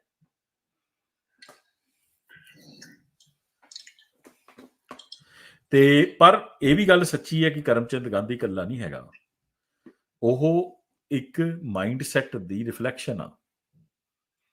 ਕੋਈ ਉਹ ਕਹਿੰਦਾ 5% ਹੀ ਨੇ, ਫਿਰ ਬ੍ਰਾਹਮਣਾਂ ਨੂੰ ਕਹਿੰਦਾ ਮੈਂ ਕਹਿੰਦਾ ਮੈਂ 15% ਲਾ ਲਓ ਤੁਸੀਂ, ਜਿਹੜੇ ਟੌਪ ਤੇ ਬੈਠੇ ਨੇ ਸਾਰੇ ਹੀ ਨੇ ਉਹਦੇ 'ਚ। ਉਹ ਚਾਹੁੰਦੇ ਆ ਕਿ ਭਾਈ ਅਸੀਂ ਆਪਣੀ ਪ੍ਰਿਵਿਲੇਜ ਬਣਾ ਕੇ ਰੱਖੀਏ ਉਹਦੇ। ਤੇ ਉਹ ਉਹਨਾਂ ਨੂੰ ਸਿੱਖੀ ਤੋਂ ਵੀ ਪ੍ਰੋਬਲਮ ਹੈ ਕਿ ਬਈ ਸਿੱਖੀ 'ਚ ਹੁਣ ਜੇ ਸਾਰੇ ਬਰਾਬਰ ਹੋ ਜਾਣਗੇ ਫਿਰ ਕਿੱਦਾਂ ਚੱਲੂ ਕੰਮ। ਤੇ ਉਹਨਾਂ ਨੂੰ ਇਸ ਗੱਲ ਤੋਂ ਸਾਰਿਆਂ ਨੂੰ ਬਸ ਰੱਬ ਮੰਨਣ ਸਰਕਾਰ ਨੂੰ। ਜਿੱਦਾਂ ਸਰਕਾਰ ਕੀ ਹੈ? ਸਰਕਾਰ ਇਹਨਾਂ ਦੀ ਹੈ। ਅੱਜ ਤੁਸੀਂ ਦੇਖ ਲਓ ਇੰਡੀਆ ਦੀ ਜੁਡੀਸ਼ਰੀ ਵਿੱਚ ਕਹਿਣ ਨੂੰ ਰਿਜ਼ਰਵੇਸ਼ਨ ਹੈ, ਕਹਿਣ ਨੂੰ ਇੰਨੀ ਪਰਸੈਂਟ ਜੀ 50% OBC ਵਾਸਤੇ ਹੈ, 23% ਉਹਦੇ ਵਾਸਤੇ, ਜਨਰਲ ਸਿਰਫ 30% ਰਹਿ ਜਾਂਦੀ ਹੈ। ਬਟ ਰਿਐਲਿਟੀ ਇਹ ਹੈ ਕਿ ਜਿਹੜੇ ਅਪਰ ਕਾਸਟ ਆ ਦੇ ਹੋਲਡ 95% ਆਫ ਦਾ ਪੋਜੀਸ਼ਨ ਔਰ 90% ਆਫ ਦਾ ਪੋਜੀਸ਼ਨਸ, ਜਿਹਦੇ ਵਿੱਚੋਂ ਕਿ ਜਿਹੜੇ ਇਕੱਲੇ ਬ੍ਰਾਹਮਣ, ਜਿਹੜੀਆਂ ਟੌਪ ਦੀਆਂ ਦੋ ਇਹਨਾਂ ਦੀ ਕੈਟੇਗਰੀਆਂ ਬ੍ਰਾਹਮਣ ਰਾਜਪੂਤ, ਉਹੀ 80% ਲਈ ਬੈਠੇ ਨੇ। ਤਾਂ ਫਿਰ ਕਾਹਦੀ ਮਤਲਬ, ਇਹ ਤਾਂ ਫਿਰ ਮੈਂ ਸਰਕਾਰੀ ਪਾਵਰ ਦੀ ਗੱਲ ਕਰ ਰਿਹਾ, ਠੀਕ ਹੈ। ਉਹ ਤਾਂ ਸਰਕਾਰ ਚੋਂ ਖੂਨ, ਪੂਰਾ ਇੰਡੀਆ ਗਰੀਬ ਹੈ, ਉੱਥੇ ਕੋਈ ਫ੍ਰੀ ਮਾਰਕੀਟ ਨੂੰ ਨਹੀਂ ਆਉਣ ਦਿੰਦੇ, ਉਹਨੂੰ ਬਿਲਕੁਲ ਉੱਦਾਂ ਹੀ ਸੋਸ਼ਲਿਸਟ ਦਾ ਸੈਟਅਪ ਰੱਖਦੇ ਤਾਂ ਕਿ ਪਾਵਰ ਸਰਕਾਰ ਕੋਲ ਰਹੇ। ਸਰਕਾਰੀ ਨੌਕਰੀਆਂ ਕਿਹਨੂੰ ਦੇਣੀਆਂ ਟੌਪ ਦੀਆਂ, ਉਹ ਆਪਣੇ ਬੰਦਿਆਂ ਨੂੰ ਦੇ ਦੇਣੀ ਹੈ ਤੇ ਗੱਲ ਖਤਮ। ਬਾਕੀ ਦੁਨੀਆ ਗੁਲਾਮਾਂ ਦੀ ਤਰ੍ਹਾਂ ਕੰਮ ਕਰ ਰਹੀ ਹੈ ਤੇ ਉਹ ਉਹਨਾਂ ਦਾ ਖੂਨ ਚੂਸ ਰਹੇ, ਭੁੱਖੇ ਮਰ ਰਹੇ ਲੋਕ, ਉਹ ਬੈਠੇ ਉਹਨਾਂ ਤੇ ਜਿਹੜਾ ਟੈਕਸ ਵਸੂਲਿਆ ਜਾ ਰਿਹਾ ਉਹਦੇ ਉੱਪਰ ਉਹ ਐਸ਼ਾ ਮਾਰ ਰਹੇ ਨੇ। ਇਹ ਇੱਕ ਰਿਐਲਿਟੀ ਹੈ ਮਤਲਬ ਨਾ ਸੋ ਕਾਲਡ ਇੰਡੀਆ ਦੀ। ਤੇ ਪਰ ਇਹਦੀ ਰਿਐਲਿਟੀ ਨੂੰ ਖਤਮ ਹੋਣ ਦਾ ਕੋਈ ਬਹੁਤਾ ਟਾਈਮ ਨਹੀਂ ਰਿਹਾ ਮੇਰੇ ਹਿਸਾਬ ਨਾਲ। ਤੇ ਦੁਨੀਆ ਹਿੱਲ ਰਹੀ ਹੈ ਤੇ ਖਾਲਸੇ ਨਹੀਂ ਖਤਮ ਕਰਨਾ। ਤੇ ਮੈਂ ਤਾਂ ਹੀ ਕਹਿੰਦਾ ਵੀ ਜਿਹੜੇ ਡਾਇਸਪੋਰਾ 'ਚ ਬੈਠੇ ਆਪਾਂ ਲੋਕ ਹੈ ਨਾ, ਸਾਡੀ ਤਾਂ ਬਹੁਤ ਜ਼ਿਆਦਾ ਡਿਊਟੀ ਬਣਦੀ ਆ, ਕਿਉਂਕਿ ਜਿਹੜੇ ਉੱਥੇ ਬੈਠੇ ਨੇ ਫਸੇ ਹੋਏ, ਉਹ ਨਹੀਂ ਵਿਚਾਰੇ, ਉਹ ਤਾਂ ਬੋਲ ਵੀ ਨਹੀਂ ਸਕਦੇ, ਉਹਨਾਂ ਤਾਂ ਬੋਲਣ ਤੇ ਵੀ ਪਾਬੰਦੀਆਂ ਲਾ ਛੱਡੀਆਂ ਇਹਨਾਂ ਨੇ, ਠੀਕ ਹੈ ਨਾ। ਉਹ ਤਾਂ ਜੇ ਚੂੰ ਵੀ ਕਰਦੇ ਆ ਹੁਣੀ, ਉਹ ਦੇ ਕੈਨ ਪੁੱਟ ਅੰਡਰ ਕਿਹੜਾ ਐਕਟ ਲਾ ਦਿੰਦੇ, ਕਦੇ ਕੁਛ ਲਾ ਦਿੰਦੇ ਆ, ਉਹਨਾਂ ਦੀ ਕੋਈ ਸੁਣਵਾਈ ਨਹੀਂ। ਪਰ ਜਿਹੜੇ ਅਸੀਂ ਬਾਹਰ ਬੈਠੇ ਹਾਂ, ਸਾਨੂੰ ਤਾਂ ਬੋਲਣ ਦੀ ਆਜ਼ਾਦੀ ਹੈ ਨਾ, ਸਾਨੂੰ ਜਿੰਨਾ ਬੋਲ ਸਕਦੇ ਹਾਂ ਅਸੀਂ ਇਹੋ ਜਿਹੇ ਸਿਸਟਮ ਖਿਲਾਫ, ਸਾਨੂੰ ਬੋਲਣਾ ਚਾਹੀਦਾ, ਪੜ੍ਹਨਾ ਵੀ ਚਾਹੀਦਾ, ਫਿਰ ਦੱਸਣਾ ਵੀ ਚਾਹੀਦਾ ਲੋਕਾਂ ਨੂੰ। ਹਾਂਜੀ ਗੱਡੀ ਸਿੰਘ। ਹਾਂਜੀ, ਜਦੋਂ ਸਾਈਮਨ ਕਮਿਸ਼ਨ ਆਇਆ, ਜਦੋਂ ਗੋ ਬੈਕ ਤੇ ਸਾਈਮਨ ਕਮਿਸ਼ਨ ਗੋ ਬੈਕ ਦੇ ਨਾਰੇ ਲੱਗੇ ਆ, ਤੇ ਅੰਬੇਦਕਰ ਉਹਦੇ ਹੱਕ ਵਿੱਚ ਸੀਗਾ, ਤੇ ਭਗਤ ਸਿੰਘ ਤੇ ਲਾਲਾ ਲਾਜਪਤ ਰਾਏ ਉਹਦੇ ਵਿਰੋਧ ਵਿੱਚ ਸੀਗੇ। ਦੇਖੋ ਫੋਟੋ ਹੁਣ ਉਹਨੇ ਇਕੱਠੇ ਲਾਈ ਜਾਂਦੇ ਭਗਵੰਤ ਮਾਨ ਨੇ, ਹਾਲਾਂਕਿ ਉਹ ਆਪਦੇ ਚੁਣਦੀ ਵਿਰੋਧੀ ਸੀ, ਤੇ ਅੰਬੇਦਕਰ ਤੇ ਭਗਤ ਸਿੰਘ ਦੀ, ਤੇ ਹੁਣ ਉਹ ਫੋਟੋ ਇਕੱਠੇ ਲਾਈ ਬੈਠੇ, ਦੇਖੋ ਲੋਕਾਂ ਨੂੰ ਮੂਰਖ ਬਣਾ ਰਹੇ ਹੋ। ਥੋੜੀ ਦੇਰ ਬਾਅਦ ਗਾਂਧੀ ਦੀ ਵੀ ਲਾ ਦੇਗਾ, ਦੇਖੋ ਹਾਲੇ ਉਹਦੀ ਵੀ ਲਾ ਦੇਣੀ ਹੈ, ਥੋੜੀ ਦੇਰ ਬਾਅਦ ਗਾਂਧੀ ਦੀ ਲੱਗਣੀ ਉੱਥੇ ਫੋਟੋ, ਜਿਹੜੀ ਕਦੇ ਲੱਗੀ ਨਹੀਂ ਸੀ ਪੰਜਾਬ 'ਚ। ਤੇ ਇੱਧਰ ਨੂੰ ਦੁਰੀਆਂ ਹੋਈਆਂ ਨੇ ਗੱਲਾਂ। ਤੇ ਬਾਈ ਐਨੀਵੇਜ਼, ਹਾਂਜੀ ਡੀਸੀ। ਭਾਂਡਾ ਅਮਰੀਕਾ ਤਾਂ ਨਹੀਂ ਬਣ ਸਕਦਾ, ਭਾਂਡਾ ਤਾਂ ਮਰੂ। ਜੇ ਅਮਰੀਕਾ ਆਇਆ ਤਾਂ ਕੇਸਾਂ 'ਚ ਫਸੂਗਾ ਪੱਕਾ। ਪੱਕਾ ਭੰਡ ਜੋ ਮਰਜ਼ੀ ਕਰ ਲਵੇ। ਹੁਣ ਜੋ ਆਪਦੀ ਘਰ ਵਾਲੀ ਨੂੰ ਪੈਸੇ ਭੇਜ ਦੇਵੇ, ਆਪਦੇ ਬੱਚਿਆਂ ਨੂੰ ਭੇਜ ਦੇਵੇ, ਇਹਨੇ ਫਸਣਾ ਹੀ ਫਸਣਾ। ਉਦੋਂ ਬਾਅਦ ਜਿਹੜਾ ਇਹ ਬਾਦਲ ਕੇ ਕਹਿੰਦੇ ਸਾਡੇ 35,000 ਏਕੜ ਪਿਆ ਸਾਡਾ ਇੱਥੇ ਅਮਰੀਕਾ 'ਚ, ਇਹ ਵੀ ਨਹੀਂ ਪੈਰ ਪਾ ਸਕਦੇ। ਜਿਹਨੇ ਸਿੱਖੀ ਦਾ ਜਨਮ ਕੀਤਾ ਉਹ ਬੰਦਾ ਇੱਥੇ ਪੈਰ ਨਹੀਂ ਪਾ ਸਕਦਾ। ਅੰਬਾਨੀਆਂ ਦੀ ਕੁੜੀ ਬੈਠੀ ਹੈ ਇੱਥੇ, ਉਹ ਸਭ ਤੋਂ ਵੱਡੀ, ਮਤਲਬ ਜੇ ਅਮਰੀਕਾ ਦੇ ਹੱਥ ਕੁਛ ਹੈਗਾ ਤਾਂ ਇੱਕ ਅੰਬਾਨੀਆਂ ਦੀ ਕੁੜੀ ਹੈਗੀ ਆ, ਜਿੱਦਣ ਲੈਣਾ ਇੰਡੀਆ ਤੋਂ, ਤੇ ਇੱਕ ਹੈਗਾ ਆ ਡੋਗਲ ਦਾ ਮੁੰਡਾ। ਦੋਨਾਂ ਨੂੰ ਇਕੱਠਿਆਂ ਨੂੰ ਫੜ ਕੇ ਇੱਕ ਵਾਰੀ ਜੇਲ੍ਹ ਹੋ ਜੇ ਨਾ, ਉਹਨਾਂ ਨੂੰ ਕਹਿ ਦੇਣ ਵੀ ਆਹ ਗੱਲਾਂ ਮੰਨ ਜਾਓ, ਸਿੱਖ ਛੱਡ ਦੋ ਤੇ ਆਹ ਕਰ ਲਓ, ਤੇ ਬਸ ਉਦੋਂ ਬਾਅਦ ਫੇਰ ਨੀ ਕੋਈ ਵਾਲ ਵਿੰਗਾ। ਇੰਡੀਆ ਦਾ ਪੂਰੇ ਦਾ ਨਹੀਂ ਕਰ ਸਕਦੇ। ਫਿਰ ਇਹ ਭਈਆ ਨੂੰ ਇਹਨਾਂ ਨੇ ਆਪੇ, ਜਿਹੜੇ ਹਿੰਦੂ ਅਸਲ ਦੇ ਵਿੱਚ ਜਿਹੜੇ 85% ਕਹਿੰਦੇ ਹੋ ਨਾ, ਉਹ ਵੀ ਜੇ 1.3 ਬਿਲੀਅਨ ਆ ਹੁਣ ਇਹ ਟੋਟਲ, ਇਹਨੇ ਕਦੇ ਵੀ ਪਿੱਛੇ ਨਹੀਂ ਹਟੇ ਸਿੱਖ ਜੈਨੋਸਾਈਡ ਕਰਨ ਤੋਂ। ਇਹਨਾਂ 'ਚ ਇੱਕ ਵੀ ਬੰਦਾ ਪਿੱਛੇ ਨਹੀਂ ਹਟਦਾ। ਜਦੋਂ ਸਿੱਖ ਜੈਨੋਸਾਈਡ ਹੁੰਦਾ, ਮੁਸਲਮਾਨ ਵੀ ਇਹਨਾਂ ਦੇ ਨਾਲ ਹੋ ਜਾਂਦੇ ਆ, ਤੇ ਇਹਨਾਂ ਦੇ ਸਾਰੇ 1.3 ਬਿਲੀਅਨ ਹਿੰਦੂ ਵੀ ਉਹ ਇੱਕ ਪਾਸੇ ਹੁੰਦੇ ਆ। ਪਰ ਸਿੱਖ ਦੇਖ ਲਓ, ਰੋਜ਼ ਇੱਕ ਦੂਜੇ ਨਾਲ ਸਿੰਘ ਵਸਾਈ ਕਰਦੇ ਹੁੰਦੇ ਆ। ਮੈਨੂੰ ਇਸ ਗੱਲ ਦਾ ਬਹੁਤ ਵੱਡਾ ਦੁੱਖ ਆ। ਨਹੀਂ, ਤੁਹਾਡੀ ਗੱਲ ਸਹੀ ਹੈ ਬਿਲਕੁਲ। ਸਿੱਖਾਂ ਨੂੰ ਸਾਨੂੰ ਨਾ ਆਪਸ 'ਚ ਦੇਖੋ, ਅਸੀਂ ਮਹਾਰਾਜ ਦੇ ਪ੍ਰੋਬਲਮ ਪਤਾ ਕੀ ਹੋ ਗਈ ਭੈਣ, ਇਹ ਨਾ ਅਸੀਂ ਮਹਾਰਾਜ ਦਾ ਲੜ ਥੋੜਾ ਜਿਹਾ ਛੱਡ ਬੈਠੇ ਨਾ ਕਾਫੀ ਸਾਡੇ 'ਚੋਂ, ਤੇ ਮਹਾਰਾਜ ਦਾ ਲੜ ਫੜਨ ਦੀ ਲੋੜ ਆ। ਮਹਾਰਾਜ ਨੇ ਸਾਨੂੰ ਸ਼ੁਰੂ 'ਚ ਕਹਿਤਾ ਸੀ ਵੀ ਸਿੱਖ ਨਾਲ ਨਾ ਲੜੇ, ਵੀ ਸਿੱਖ ਦੀ ਹਮੇਸ਼ਾ ਹੈਲਪ ਕਰੇ, ਕਿਉਂਕਿ ਮਹਾਰਾਜ ਨੂੰ ਪਤਾ ਸੀ ਵੀ ਮਹਾਰਾਜ ਨੇ ਫਿਲਟਰ ਲਾਇਆ ਇਹੋ ਜਿਹਾ, ਤੁਸੀਂ ਸਿੱਖ ਪਰਿਵਾਰ 'ਚ ਪੈਦਾ ਹੋਏ ਨਾ, ਤੁਹਾਡੇ 'ਚ ਕੁਛ ਵੈਲਿਊਆਂ ਉਹ ਤੁਹਾਡੇ ਜੈਨੇਟਿਕਲੀ ਤੁਹਾਡੇ 'ਚ ਆ ਰਹੀਆਂ ਆ, ਕਿਉਂਕਿ ਉਹ ਇੱਕ ਫਿਲਟਰ ਇਹੋ ਜਿਹਾ ਲੱਗਾ ਸੀ। ਇਹੋ ਜਿਹੀ ਲੋਕ ਸਿਲੈਕਟ ਹੋਏ ਸ਼ੁਰੂ 'ਚ, ਉਹਨਾਂ ਦਾ ਚੱਲ ਰਿਹਾ ਕੰਮ ਉਹ, ਠੀਕ ਆ। ਅਸੀਂ ਵਿਗੜ ਜਾਂਦੇ ਆ, ਸਾਡੀ ਤਾਕਤਾਂ ਖਰਾਬ ਕਈਆਂ ਦੀ ਹੋ ਜਾਂਦੀਆਂ ਨੇ, ਪਰ ਅਸੀਂ ਜਿਹੜਾ ਕਹਿੰਦੇ ਨਾ, ਐਪਲ ਡਜ਼ ਨਾਟ ਫਾਲ ਅਵੇ ਫਰੋਮ ਦਾ ਟਰੀ, ਗਿਰਦੇ ਆਪਾਂ ਨੇੜੇ ਹੀ ਹੁੰਦੇ ਆ, ਦਰਖਤ ਦੇ ਨੇੜੇ ਹੀ ਗਿਰਦਾ ਹੁੰਦਾ ਫਲ ਵੀ। ਤਾਂ ਉਹੀ ਕਹਾਣੀ ਆ ਸਾਡੀ। ਤਾਂ ਇਸ ਕਰਕੇ ਸਿੱਖ ਨੂੰ ਕਦੇ ਸਿੱਖ ਨਾਲ ਲੜਨਾ ਨਹੀਂ ਚਾਹੀਦਾ, ਤੇ ਮਹਾਰਾਜ ਦਾ ਲੜ ਫੜ ਕੇ ਚੱਲਣਾ ਚਾਹੀਦਾ, ਕਿਉਂਕਿ ਜਿਹੜਾ ਉਸ ਖਿੱਤੇ 'ਚ, ਜਿੰਨਾ ਮੈਂ ਅਧਰਮ ਹੀ ਕਹਾਂਗਾ ਉਹਨੂੰ ਇੱਕ ਤਰੀਕੇ ਦਾ, ਜਿਹੜਾ ਫੈਲਿਆ ਹੋਇਆ ਸੋ ਗੋਡ, ਜਿਹਨੂੰ ਇਹ ਹਿੰਦੂਇਜ਼ਮ ਕਹਿ ਦਿੰਦੇ ਆ ਜਾਂ ਬ੍ਰਾਹਮਣਵਾਦ ਕਹਿ ਲਓ, ਹੈ ਤਾਂ ਉਹ ਧਰਮ ਹੀ ਹੈ। ਲੋਕਾਂ ਨੂੰ ਗਊ ਮੂਤ ਪਿਲਾਉਣਾ, ਗਊ ਦਾ ਗੂੰ ਖਿਲਾਉਣਾ, ਕਾਸਟ ਸਿਸਟਮ ਵਿੱਚ ਤੋਰਨਾ, ਇਹ ਜੋਤਸ਼ੀ ਫੋਤਸ਼ੀ, ਪਤਾ ਨਹੀਂ ਕਿਹੜੇ ਕਿਹੜੇ ਪਖੰਡ, ਇਹ ਕੀ ਹੈ ਇਹ? ਫਿਰ ਜਿਹੜੀ ਸਟੇਟ ਬਣਾਈ ਹੈ, ਜਿਹੜਾ ਸੰਵਿਧਾਨ ਬਣਾਇਆ, ਉਹ ਵੀ ਇਹੋ ਜਿਹਾ ਰਿਪਰੈਸਿਵ ਆ। ਲੋਕਾਂ ਨੂੰ ਥਾਣਿਆਂ 'ਚ ਲਿਆ ਕੇ ਟੌਰਚਰ ਕਰਨਾ, ਉਹਨਾਂ ਦੇ ਕੋਈ ਮਨੁੱਖੀ ਅਧਿਕਾਰ ਨਹੀਂ, ਕੁਛ ਨਹੀਂ। ਤਾਂ ਇਸ ਚੀਜ਼ 'ਚੋਂ ਕੱਢਣ ਨਹੀਂ ਸਿਰਫ ਸਿੱਖੀ ਹੈ ਤੇ ਮਹਾਰਾਜ ਦਾ ਖਾਲਸਾ ਆ, ਤੇ ਉਹ ਜਿਹੜਾ ਰਾਹ ਜਾਣਾ ਉਹ ਖਾਲਿਸਤਾਨ ਤੋਂ ਹੀ ਜਾਣਾ, ਇਹ ਮੈਂ ਪੱਕਾ ਮੰਨਦਾ। ਸਿੱਖਾਂ ਨੂੰ ਇੱਕ ਦੂਜੇ ਦੀ ਸਪੋਰਟ ਕਰਕੇ ਪਹਿਲਾਂ ਤਾਂ ਆਪਣਾ ਸਾਨੂੰ ਇੱਕ ਹੋਮਲੈਂਡ ਬਣਾ ਲੈਣਾ ਚਾਹੀਦਾ, ਤਾਂ ਕਿ ਅਸੀਂ ਇਹਨਾਂ ਦੇ ਨਾਲ ਡਟ ਕੇ ਖੜ ਸਕੀਏ। ਤੇ ਹਰ ਥਾਂ ਤੇ ਕੋਈ ਬਹੁਤ ਔਖਾ ਨਹੀਂ ਹੈਗਾ ਕੰਮ, ਉਹ ਤੇ ਲੱਗੇ ਹੋਏ ਨੇ। ਅੱਛਾ, ਹੁਣੀ ਥੋੜੀ ਦੇਰ ਪਹਿਲਾਂ, I don't know whether you get notice, but that was a very important thing event, I think. ਕੁਝ ਇਹਨਾਂ ਨੇ ਕੁਝ ਵਰਲਡ, ਕੌਣ ਨੇ ਇਹ ਬੰਦੇ ਜਿਹੜੇ ਵਰਲਡ ਸਿੱਖ ਪਾਰਲੀਮੈਂਟ ਵਾਲੇ, ਦੇ ਜਿਹੜੇ ਗੁੱਡ ਪ੍ਰੈਜੈਂਟੇਸ਼ਨ ਦੇਰ, ਆਈ ਬਲੀਵ ਇਨ UNHRC, ਤੇ ਉੱਥੇ ਜਾ ਕੇ ਪ੍ਰੈਜੈਂਟੇਸ਼ਨ ਦੇਣਾ। Does anybody know, like anybody has something to talk about that? ਇਹ ਤਾਂ ਬਹੁਤ ਵਧੀਆ ਕੰਮ ਹੋਇਆ ਮੇਰੇ ਹਿਸਾਬ ਨਾਲ, ਤੇ ਬੜੀ ਵਧੀਆ ਉਹਨਾਂ ਨੇ ਗੱਲਬਾਤ ਵੀ ਕੀਤੀ, ਪ੍ਰੈਸ ਕਾਨਫਰੰਸ ਬਹੁਤ ਜ਼ਬਰਦਸਤ ਸੀ। ਅੱਛਾ, ਫਿਰ ਇਹਨਾਂ ਨੇ ਸਿੱਖ ਕਿਹੜੀ ਸੀ ਪਾਰਲੀਮੈਂਟ ਵਾਲਿਆਂ ਨੇ, ਪਤਾ ਨਹੀਂ ਕੋਈ ਹੈਗਾ ਸਿੱਖ ਅਸੈਂਬਲੀ ਆਫ ਅਮਰੀਕਾ ਸ਼ਾਇਦ, ਜਾਂ ਸਿੱਖ ਆਹੀ ਵਰਲਡ ਸਿੱਖ ਪਾਰਲੀਮੈਂਟ ਵਾਲੇ, ਇਹਨਾਂ ਨੇ ਕੋਈ ਇੱਕ ਵਾਸ਼ਿੰਗਟਨ DC ਵਿੱਚ ਕੋਈ ਸੈਮੀਨਾਰ ਜਾਂ ਵੀ ਕੀਤਾ, ਉੱਥੇ ਵੀ ਇੱਕ ਦੋ ਬੰਦਿਆਂ ਨੇ ਬਹੁਤ ਵਧੀਆ ਗੱਲਾਂ ਕੀਤੀਆਂ। ਇਹ ਸਾਨੂੰ ਕਰਨ ਦੀ ਲੋੜ ਹੈ। ਅਨਫੋਰਚੂਨੇਟਲੀ ਕਿਹੜੇ ਨੇ ਇਹ ਸਿੱਖ coalition, united Sikh, they should be doing something like this rather than wasting all our energies on like school ਵਿੱਚ ਸਾਡਾ ਮੁੰਡਾ ਬੁੱਲੀ ਹੋ ਗਿਆ ਤੇ ਫਲਾਣਾ ਹੋ ਗਿਆ, ਹੋ ਲੈਣ ਤੋਂ ਬੁੱਲੀ ਯਾਰ, ਤਕੜਾ ਹੀ ਹੋਊਗਾ। ਤੇ ਉਹ ਪਤਾ ਨਹੀਂ ਕਿਹੜੇ ਉੱਥੇ ਫਸੇ ਹੋਏ ਨੇ ਪੁੱਠੇ ਸਿੱਧੇ ਕੰਮਾਂ 'ਚ। ਤੇ ਜੇ ਅਸੀਂ ਆਪਣੇ ਆਪ ਨੂੰ ਫੋਕਸ ਕਰ ਲਈਏ ਨਾ, ਸਾਰੇ ਸਿੱਖ ਜਥੇਬੰਦੀਆਂ, ਤੇ ਇਹ ਕੰਮ ਜਿਹੜਾ ਹੁਣ ਜਿਵੇਂ ਵਰਲਡ ਸਿੱਖ ਪਾਰਲੀਮੈਂਟ ਵਾਲੇ ਲੱਗੇ ਹੋਏ ਨੇ, ਇਹ ਆਪਾਂ ਕਰੀਏ ਤੇ I think we can make a lot of difference. ਹਾਂਜੀ ਅਡੀਸ਼ਾ ਜੀ। ਹਾਂਜੀ, ਮੈਂ ਉਹ UK ਵਾਲਾ ਜਿਹੜੇ ਹੁਣੇ ਮੈਂ ਲੇਬਰ ਪਾਰਟੀ ਦਾ ਗਵਰਨਮੈਂਟ ਆਈ ਆ, ਇਹਨਾਂ ਨੇ ਮੋਦੀ ਕਿਹਾ ਨੇ ਉਹ ਨਿਊਜ਼ ਕੱਢੀ ਸੀ ਦੂਜੇ ਦਿਨ ਹੀ, they just said, oh, UK government only will work if they will agree to India on this chart, in this condition. But the thing is, UK under India. So after Labour Party won, and they are behaving same like Sunat, they are very soft on Jackie Johal case, and not talking about Sikh homeland or anything. So what is up with that? And we don't want same thing happening in here with Kamala Harris. ਨਹੀਂ ਭੈਣ, ਮੈਂ ਤੁਹਾਨੂੰ ਦੱਸਾਂ ਕੀ ਹੋਣਾ ਕੀ ਆ। ਜਿੰਨੇ ਸੁੱਤੇ ਪਏ ਆ ਨਾ, ਜਦ ਹਿਟਲਰ ਦੁਨੀਆ ਤੇ ਛਾ ਰਿਹਾ ਸੀ ਨਾ, ਤੇ ਇਹ ਚੈਂਬਰਲਨ ਵਰਗੇ ਹੋਰ ਬਥੇਰੇ ਸਾਰੇ, ਉਹ ਕੀ ਯਾਰ ਹਿਟਲਰ ਤਾਂ ਬਹੁਤ ਵਧੀਆ ਬੰਦਾ ਆ, ਛੱਡੋ ਤੁਸੀਂ ਲੜਾਈ ਝਗੜੇ ਦੀ ਗੱਲ ਕਰਦੇ ਹੋ।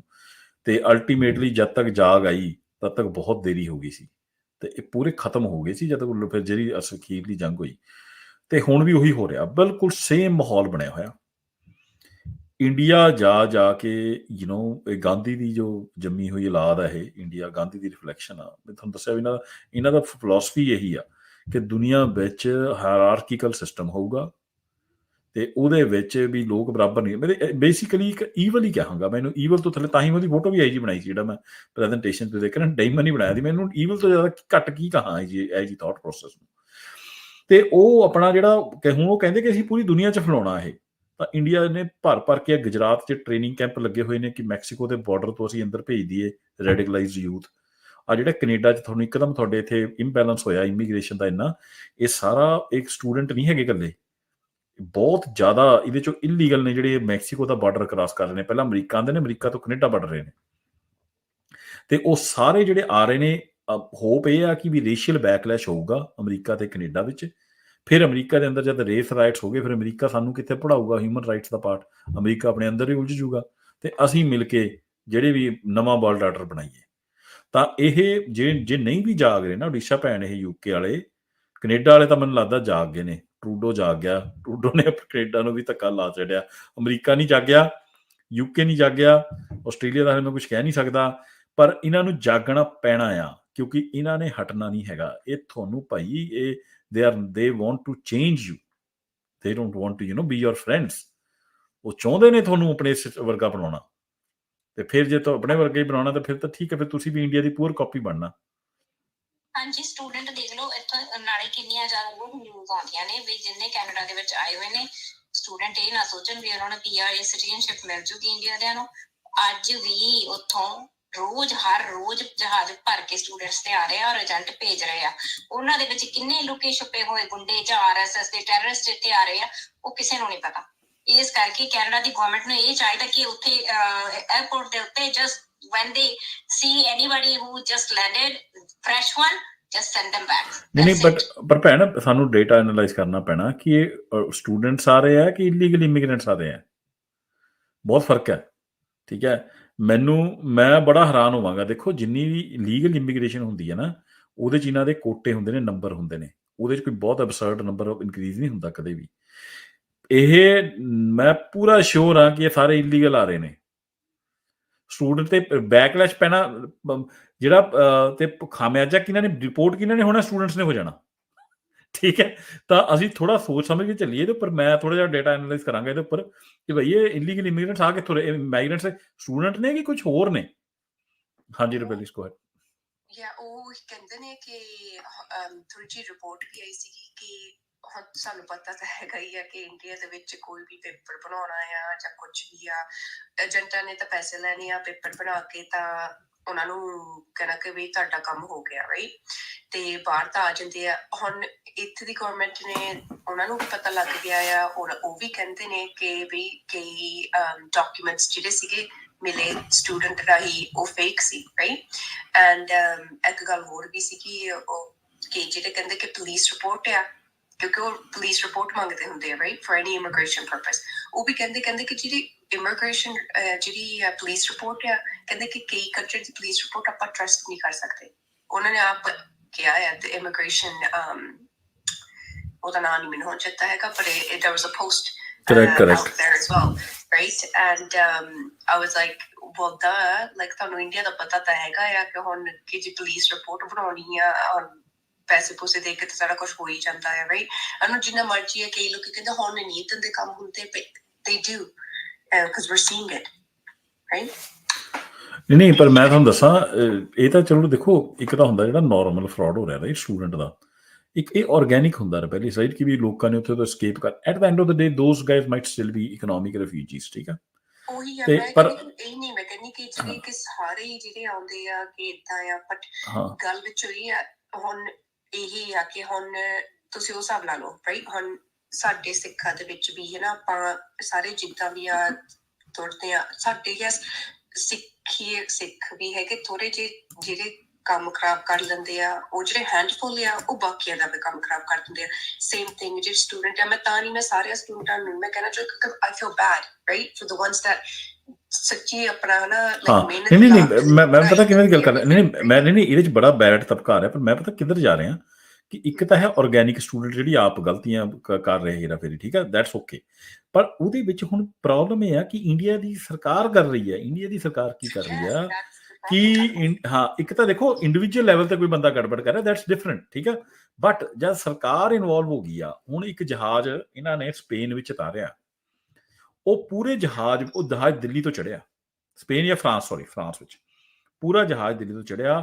300-350 ਬੰਦੇ ਦਾ ਪੂਰਾ ਬੰਦਾ ਹੀ ਇਲੀਗਲ ਮਾਈਗ੍ਰੈਂਟ, ਉਹ ਹਿਊਮਨ ਟ੍ਰੈਫਿਕ ਹੋ ਰਿਹਾ ਸੀ, ਸਾਊਥ ਅਮਰੀਕਾ ਵੱਲ ਜਾਣਾ ਸੀ। ਉੱਥੇ ਤੋਂ ਉਹਨਾਂ ਨੇ ਇੱਕ ਵੀ ਬੰਦਾ ਹੈ ਨਹੀਂ ਸੀ ਜਿਹੜਾ ਕਿ ਲੀਗਲ ਟਰੈਵਲਰ ਸੀ। ਹੁਣ ਤੁਸੀਂ ਮੈਨੂੰ ਦੱਸੋ ਕਿਆ ਇੰਡੀਅਨ ਏਜੰਸੀਆਂ ਦੀ ਇਨਵੋਲਵਮੈਂਟ ਤੋਂ ਬਿਨਾਂ ਹੋ ਸਕਦਾ? ਤਾਂ ਗੁਜਰਾਤ ਵਿੱਚ ਟ੍ਰੇਨਿੰਗ ਕੈਂਪਸ ਲੱਗੇ ਹੋਏ ਨੇ ਕਿ ਬਾਰਡਰ ਕਿੱਦਾਂ ਕ੍ਰਾਸ ਕਰਨਾ। ਤਾਂ ਇੰਡੀਆ ਦੀ ਇੰਟੈਲੀਜੈਂਸ ਏਜੰਸੀਆਂ ਰੈਡੀਕਲਾਈਜ਼ਡ ਯੂਥ ਨੂੰ ਸਿਲੈਕਟ ਕਰਕੇ, ਤੁਸੀਂ ਜੋ ਮਰਜ਼ੀ ਸਿਸਟਮ ਲਾ ਲਓ, ਹੁਣ ਉਹਨਾਂ ਨੇ ਉਹਨੂੰ ਉਹ ਕੁਝ ਸਟੂਡੈਂਟ ਵੀਜ਼ਾ ਰਾਹੀਂ, ਕੁਛ ਇਹ ਮੈਕਸੀਕੋ ਦੇ ਬਾਰਡਰ ਰਾਹੀਂ, ਕੁਛ ਇਹ ਜਹਾਜ਼ਾਂ 'ਚ, ਪਰ ਉਹਨਾਂ ਕੋਲ 36 ਤਰੀਕੇ ਖੁੱਲੇ ਇੱਧਰ ਵੜਨ ਨੂੰ, ਤਾਂ ਬਾੜ ਤੋਂ ਬੰਦਾ। ਜੇ ਇਸ ਤੋਂ ਪਹਿਲਾਂ ਕੀ ਹੋ ਰਿਹਾ ਸੀ, ਇਸ ਤਰੀਕੇ ਦਾ ਮਾਸ ਲੈਵਲ ਜਿਹੜਾ ਐਫਰਟ ਸੀ ਨਾ, ਇਹ ਸਰਕਾਰ ਨਹੀਂ ਸੀ ਕਰਾ ਰਹੀ। ਸਰਕਾਰ ਕਦੇ ਆਪਣਾ ਕੋਈ ਬੰਦਾ ਭੇਜ ਦਿੱਤਾ, ਉਹ ਠੀਕ ਹੈ, ਮਤਲਬ ਉਹਨਾਂ ਨੇ ਵਿੱਚ ਨੂੰ ਪੁਲਿਸ ਵਾਲੇ ਵੀ ਕਿੰਨੇ ਨੇ ਜਿਹੜੇ ਇੱਥੇ ਹਿਊਮਨ ਰਾਈਟਸ ਵਾਲੇ ਇੱਥੇ ਭਰਤੀ ਕਰੇ ਨੇ, ਮਤਲਬ ਇੱਥੇ ਭੇਜੇ ਹੋਏ ਸਾਰੇ। ਲੇਕਿਨ ਜਿਹੜਾ ਇਸ ਮਾਸ ਸਕੇਲ ਤੇ ਜੋ ਹੋ ਰਿਹਾ ਨਾ, ਬੇਸਿਕਲੀ ਉਹ ਕੀ ਕਰ ਰਹੇ ਨੇ ਕਿ ਇੰਡੀਆ ਵਿੱਚ ਤਾਂ ਨੌਕਰੀਆਂ ਦੇ ਨਹੀਂ ਪਾ ਰਹੇ ਯੂਥ ਨੂੰ। ਤਾਂ ਉਹਨਾਂ ਦਾ ਤਾਂ ਚਾਂਦੀ 3-4 ਐਫਰਟ ਇਕੱਠੇ ਹੋ ਜਾਂਦੇ ਕਿ ਜੀ ਆਪਣੇ ਜਿਹੜੇ ਯੂਥ ਹੈ ਉਹ ਉੱਥੇ ਤੋਂ ਕੱਢ ਦਿਓ, ਨੌਕਰੀਆਂ ਦੇਣ ਦੀ ਲੋੜ ਨਹੀਂ। ਤਾਂ ਉੱਥੇ ਜਿਹੜੀ ਉਹਨਾਂ ਨੂੰ ਜੋਬ ਪ੍ਰੈਸ਼ਰ ਆ ਘਟਦਾ, ਕਿਉਂਕਿ ਇਕਨੋਮਿਕ ਉੱਥੇ ਡਿਵੈਲਪਮੈਂਟ ਵੀ ਹੋ ਨਹੀਂ ਰਹੀ। ਫਿਰ ਜਿਹੜੇ ਰੈਡੀਕਲਾਈਜ਼ਡ ਯੂਥ ਹੈ ਇੱਥੇ ਭਰ ਦੋ, ਉਹ ਜਿਹੜੇ ਸਾਰੇ ਉਰੇ ਆ ਰਹੇ ਨੇ, ਉਹ ਸਾਰੇ ਗੁਜਰਾਤੀ, ਉਹ ਰੈਡੀਕਲਾਈਜ਼ਡ ਹਰਿਆਣੇ ਵਾਲੇ, ਉਹ ਸਾਰੇ ਵੋਟ ਬੈਂਕ ਨੇ। So they can influence now the control the elections and electoral system in US and Canada. ਤਾਂ ਉਹ ਉਹਨਾਂ ਨੂੰ ਬੈਨੀਫਿਟ ਹੋ ਰਿਹਾ। ਤੀਜਾ, ਫਿਰ ਉਹ ਰਿਮਿਟੈਂਸਿਸ ਵੀ ਭੇਜਣਗੇ, ਠੀਕ ਹੈ। ਚੌਥਾ, they act as their fifth column here, fifth column ਵੀ ਉਹਨਾਂ ਦੇ ਜੋ ਵੀ ਕੰਮ ਕਰਨਾ ਇੰਡੀਅਨ ਇੰਟੈਲੀਜੈਂਸ ਏਜੰਸੀਆਂ ਨੇ ਜੋ ਮਰਜ਼ੀ ਕਰਾ ਲਓ, ਬੰਦੇ ਮਰਵਾ ਲਓ, ਮਰਵਾਏ ਤਾਂ ਹੈਗਾ ਨਿੱਜਰ ਨੂੰ ਸਾਰੇ ਆਪਣੀ ਬੰਦੇ ਫੜੇ ਗਏ। ਫਿਰ ਪੰਜਵਾਂ ਮਤਲਬ ਇਹ ਤਾਂ ਬੱਲੇ ਬੱਲੇ ਹਰ ਪਾਸੇ ਤੋਂ ਬੜੀ ਤਗੜੀ ਸਟ੍ਰੈਟਜੀ ਆ, ਇਹ ਸੁੱਤੇ ਪਏ ਨੇ ਹੁਣ ਕਰਨ। ਤੀਜਾ ਪੰਜਵਾਂ ਜਿਹੜਾ ਸਭ ਤੋਂ ਖਤਰਨਾਕ ਉਹਨਾਂ ਦਾ ਮਨਸੂਬਾ ਇਹ ਆ ਕਿ ਜਦ ਇੰਨੇ ਜ਼ਿਆਦਾ ਇਕੱਠੇ ਅਸੀਂ ਭੇਜ ਦਿੱਤੇ ਤਾਂ ਇੱਕ ਰੇਸ਼ੀਅਲ ਬੈਕਲੈਸ਼ ਹੋਊਗਾ। ਰੇਸ਼ੀਅਲ ਬੈਕਲੈਸ਼ 'ਚ ਸਭ ਤੋਂ ਜ਼ਿਆਦਾ ਮਰਨਗੇ ਕੌਣ? ਜੇ ਕੱਲ੍ਹ ਇੱਥੇ ਰੇਸ ਰਾਈਟਸ ਹੁੰਦੇ ਆ, ਸਿੱਖ। ਸਭ ਤੋਂ ਜ਼ਿਆਦਾ ਹੇਟ ਕ੍ਰਾਈਮ ਦਾ ਕੌਣ ਹੈ ਵਿਕਟਮ ਹੁੰਦਾ? ਪ੍ਰੋਬੇਬਿਲਿਟੀ ਸਿੱਖ। ਤਾਂ ਸਿੱਖਾਂ ਦੇ ਖਿਲਾਫ ਹੋਣਾ ਸਾਰਾ। ਬੱਲੇ ਬੱਲੇ ਉਹਨਾਂ ਦੀ ਤਾਂ, ਉਹਨੂੰ ਚਾਹੀਦਾ ਕੀ ਆ ਕੁਛ ਹੋਰ। ਤੇ ਦੇਖੋ ਕਿੰਨੀ ਸਿਨਿਸਟਰ ਤੇ ਗੰਦੀ ਸਟ੍ਰੈਟਜੀ ਆ ਇਹ, ਇਹੀ ਜੀ ਸਟੇਟ ਆ ਇੰਡੀਆ ਦੀ।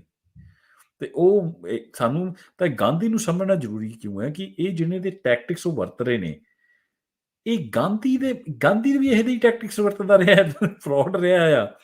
ਇਹ ਗਾਂਧੀ ਦੀ ਰਿਫਲੈਕਸ਼ਨ ਆ। ਸਾਨੂੰ ਆਪਣੇ ਦੁਸ਼ਮਣ ਦੀ ਕਿੰਨਾ ਨੀਚ ਤੇ ਸਤਰ ਤੇ ਉਹ ਜਾ ਸਕਦਾ ਆ, ਕਿਉਂਕਿ ਉਹਨਾਂ ਨੂੰ ਕੋਈ ਲੈਣਾ ਦੇਣਾ ਨਹੀਂ ਵੀ ਕਿੱਦਾਂ, ਮਤਲਬ ਵਟ ਇਜ਼ ਦਾ ਮੋਰੈਲਿਟੀ ਇਹ ਉਹ ਕਿੰਨਾ ਥੱਲੇ ਡਿੱਗ ਸਕਦਾ। ਹਲੇ ਸਿੱਖਾਂ ਨੂੰ ਸਾਨੂੰ ਸਮਝ ਨਹੀਂ ਆਇਆ ਤੇ ਅਸੀਂ ਆਇਡੈਂਟੀਫਾਈ ਵੀ ਨਹੀਂ ਕਰ ਪਾ ਰਹੇ। ਮੈਂ ਦੱਸ ਰਿਹਾ ਇਹ ਜਿਹੜਾ ਟੌਪ 15% ਹੈ ਇਹ ਸਾਡਾ ਦੁਸ਼ਮਣ ਹੈ ਸਿੱਖਾਂ ਦਾ। ਇਹ ਕਦੇ ਵੀ ਇਹ ਸਾਡਾ ਦੁਸ਼ਮਣ ਹੈ A to Z। ਇਹ 9 ਮਾਸ 6 ਮਾਸ ਇਹ ਬੰਦ ਕਰ ਦੇਣਾ ਚਾਹੀਦਾ ਹੁਣ ਸਿੱਖਾਂ ਨੂੰ, ਤੇ ਆਪਣੇ ਦੁਸ਼ਮਣ ਨੂੰ ਸਹੀ ਤਰੀਕੇ ਨਾਲ ਪਛਾਣ ਲੈਣਾ ਚਾਹੀਦਾ।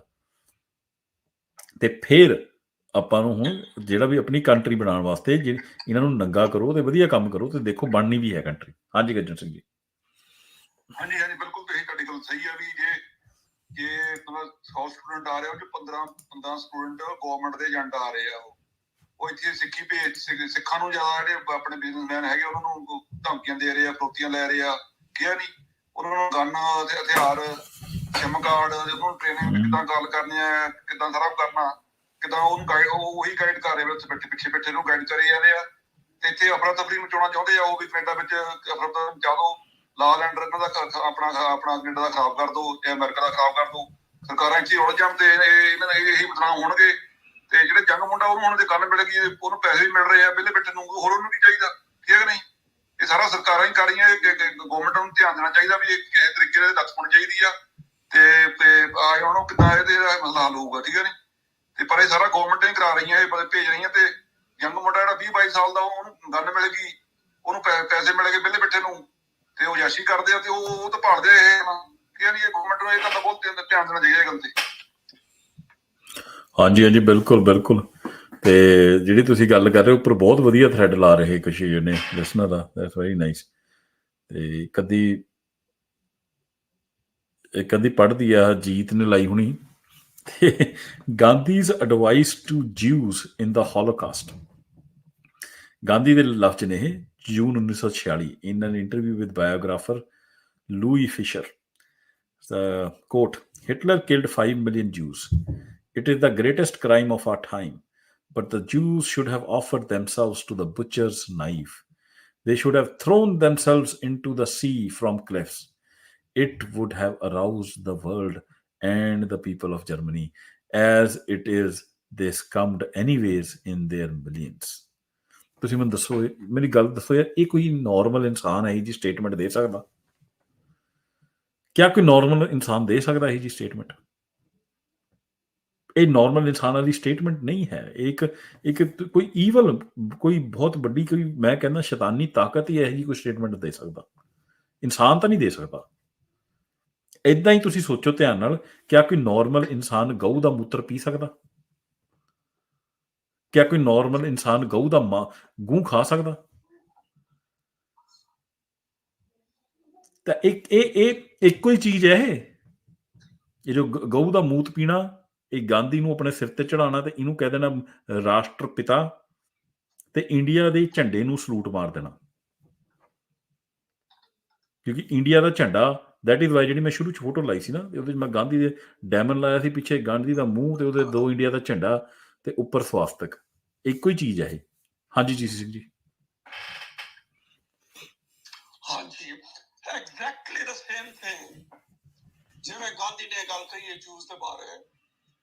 ਜਿਹੜਾ ਅਸੀਂ ਕੀ ਕਹਿੰਦੇ ਆਪਣਾ ਨਾਨਾ ਜੀ ਦੇਸ਼ਮੁਖ 1984 ਦੇ ਵਿੱਚ ਨਵੰਬਰ 8 ਨੂੰ ਉਹਨੇ ਆਪਣਾ ਇੱਕ ਦਿੱਤਾ ਸੀ, ਕੀ ਕਹਿੰਦੇ ਉਹ ਮੂਵਮੈਂਟ ਆਫ ਸੋਲ ਸਰਚਿੰਗ। ਜਿੱਥੇ ਉਹਨੇ ਐਡਵਾਈਸ ਕੀਤਾ ਸੀ ਕਿ ਸਿੱਖਾਂ ਨੂੰ ਕਿ ਜੋ ਕੁਝ ਹੋਇਆ ਤੁਹਾਡੇ ਨਾਲ ਯੂ ਆਰ ਆਸਕਿੰਗ ਫॉर ਤੇ ਤੁਹਾਨੂੰ ਚੁੱਪ ਕਰਕੇ ਸਹਿ ਜਾਣਾ ਚਾਹੀਦਾ ਹੈ he should not resist this you see that's what he said yeah ਚਲੋ ਬਹੁਤ ਵਧੀਆ ਹੋ ਗਿਆ explosion of sudden arson and violence hysteria throughout the country was probably the directionless an improper expression of hurt, anger, and feeling of loss of her followers. Like her followers used to see her as the only defender, power protector, and a symbol of united India. For these innocent, uninformed followers, the treacherous murder of Indira Gandhi was a tragic culmination of the poisonous campaign of separatism, antagonism, and violence conducted over the previous 3 years in the hundreds of innocent activists their inevitable lives. So Indira Gandhi ਨੂੰ ਦੁਰਗਾ ਮਾਤਾ ਤੇ ਸਾਰਾ ਕੁਝ ਕਹਿੰਦਾ ਇਹਦੇ ਵਿੱਚ ਕਿਉਂ? ਸੋ ਜਿਹੜੀ ਥਾਟ ਹੈ ਕਿ ਉਹ ਜੋ ਗਾਂਧੀ ਦੀ ਹੈ ਸਾਰੀ ਚੱਲ ਰਹੀ ਇੰਡੀਆ ਦੇ ਵਿੱਚ ਤੇ ਸਿੱਖ ਇਸ time are extremely vulnerable because ਜਿਹੜਾ ਵੈਸਟ ਹੈਗਾ ਜਿਹੜਾ ਇੱਥੇ they will only give you platitudes ਤੇ ਕਿ ਨਾ ਆਪਣਾ ਹਿਊਮਨ ਰਾਈਟਸ ਦੀਆਂ ਜਾਂ ਇਹ ਉਹ ਸਾਰੀਆਂ ਗੱਲਾਂ ਕਰਨਗੇ ਮਗਰ ਤੁਸੀਂ ਅਗਰ ਕੱਲ ਦੇਖੋ ਕਿ ਨਾ ਮਾਰਕੋ ਰੂਬੀਓ ਨੇ ਇੰਟਰੋਡਿਊਸ ਕੀਤਾ ਇੱਕ ਬਿੱਲ ਇੱਥੇ ਕਿ ਨਾਮ ਆਪਣਾ ਕਾਂਗਰਸ ਦੇ ਵਿੱਚ India defence cooperation it is an extremely disturbing ਕਿ ਨਾਮ ਬਿੱਲ ਯੂ ਸੀ ਤੁਸੀਂ ਇੰਟਰਨੈਟ ਤੇ ਚੈੱਕ ਕਰ ਲਓ ਨਿਊਜ਼ ਹੈ ਕੱਲ ਆਈ ਹੈ ਕਿ ਨਾਮ ਮਾਰਕੋ ਰੂਬੀਓ ਦੀ ਕੋਈ ਗੱਲ ਨਹੀਂ ਜੀਸੀ ਸਿੰਘ ਜੀ ਕਰ ਲੈਣ ਤੋਂ ਮੈਂ ਤਾਂ ਕਹਿੰਦਾ ਵਧੀਆ ਮੈਂ ਇੰਡੀਆ ਨੇ ਜਾ ਕੇ ਜੱਫੀਆਂ ਪਾਓ ਫਿਰ ਲਓ ਸਵਾਦ ਤੁਹਾਨੂੰ ਜਿੱਦਾਂ ਸਾਡੇ ਬੱਖੀਆਂ 'ਚ ਪਈਆਂ ਨੇ ਨਾ ਤਾਂ ਹੀ ਅਕਲ ਆਉਣੀ ਇਹਨਾਂ ਨੂੰ ਇਹ ਨਹੀਂ ਪਤਾ ਕਿ they can never ਰਿਲਾਈ on them ਉਹਨਾਂ ਨੇ ਮਤਲਬ nobody can rely on them ਹਾਂਜੀ ਹਾਂਜੀ ਮੈਂ ਇੱਕ ਗੱਲ ਕਹਿਣੀ ਚਾਹੁੰਦਾ ਜਿਹੜਾ ਆਪਣਾ ਨਨਕਾਣਾ ਸਾਹਿਬ ਦਾ ਸਾਕਾ ਹੋਇਆ ਜਿਹੜਾ ਲਾਲਾ ਲਾਜਪਤ ਰਾਏ ਸੀਗਾ ਉਹ ਜਿਹੜਾ ਨਰੈਣੂ ਮਹੰਤ ਸੀ ਉਹਦੀ ਸਪੋਰਟ ਕਰ ਰਿਹਾ ਸੀਗਾ ਲਾਲਾ ਲਾਜਪਤ ਰਾਏ ਤੇ ਗਾਂਧੀ ਵੀ ਸਪੋਰਟ ਕਰ ਰਿਹਾ ਸੀਗਾ ਤੇ ਜਦੋਂ ਇਹ ਆਪਣਾ ਮੋਰਚਾ ਜਿੱਤਿਆ ਆਪਣਾ ਚਾਬੀਆਂ ਲਈਆਂ ਨਨਕਾਣਾ ਸਾਹਿਬ ਦੀਆਂ ਤੇ ਗਾਂਧੀ ਨੇ ਆਪਣਾ ਕਹਿ ਕੇ ਇਹਨਾਂ ਨੂੰ ਆਪਣਾ ਸਿੱਖਾਂ ਨੂੰ ਦੇਖੋ ਜੀ ਤੁਸੀਂ ਇੱਕ ਲੜਾਈ ਜਿੱਤ ਲਈ ਤੇ ਦੂਜੀ ਲੜਾਈ ਤੁਸੀਂ ਭਾਰਤ ਦੀ ਇੱਕ ਮੰਦਰਾ ਹਿੰਦੁਸਤਾਨ ਮੰਦਰਾ ਹੁਣ ਦੂਜੀ ਲੜਾਈ ਇਹ ਆਪਾਂ ਲੜਦੀਆਂ ਉਹ ਸਾਰਾ ਹੀ ਮਤਲਬ ਆਪਣੇ ਦੇਸ਼ ਦਾ ਤੁਸੀਂ ਛੱਡ ਦੋ ਤੁਸੀਂ ਇੱਧਰ ਹਿੰਦੁਸਤਾਨ ਲੜੋ ਉਹ ਉਹਨਾਂ ਨੂੰ ਸਮਝ ਨਹੀਂ ਆਈ ਤੇ ਉਧਰ ਪੁਰਲਿਆਂ ਨੂੰ ਤੇ ਉਸ ਕਰਕੇ ਇਹਨਾਂ ਨੇ ਆਪਾਂ ਨੂੰ ਮਿਸਯੂਜ਼ ਕੀਤਾ ਸਾਰੇ ਨਾਲ ਲਾਲਾ ਲਾਜਪਤ ਰਾਏ ਦਾ ਆਪਣਾ ਨਰੈਣੂ ਮਹੰਤ ਦਾ ਉਹਦੀ ਪੂਰੀ ਜਾ ਰਹੀ ਸੀ ਉਹ ਸਪੋਰਟ ਕਰ ਰਿਹਾ ਸੀ ਉਹ ਦੇਖੋ ਕਿੱਥੇ ਕਿੱਦਾਂ ਚੱਲ ਖੇਡਦੇ ਸਾਨੂੰ ਇਹ ਗੱਲਾਂ ਹੁਣ ਸਮਝ ਆ ਰਹੀਆਂ ਗੱਲਾਂ ਬਿਲਕੁਲ ਸੰਗੋ ਬਿਲਕੁਲ ਕਾਫੀ ਕਨੈਕਟਡ ਆਪਾਂ ਚੱਲਾਂਗੇ ਹਿਸਟਰੀ 'ਚ ਨਾ ਵਿਲ ਡੂ ਲਾਈਕ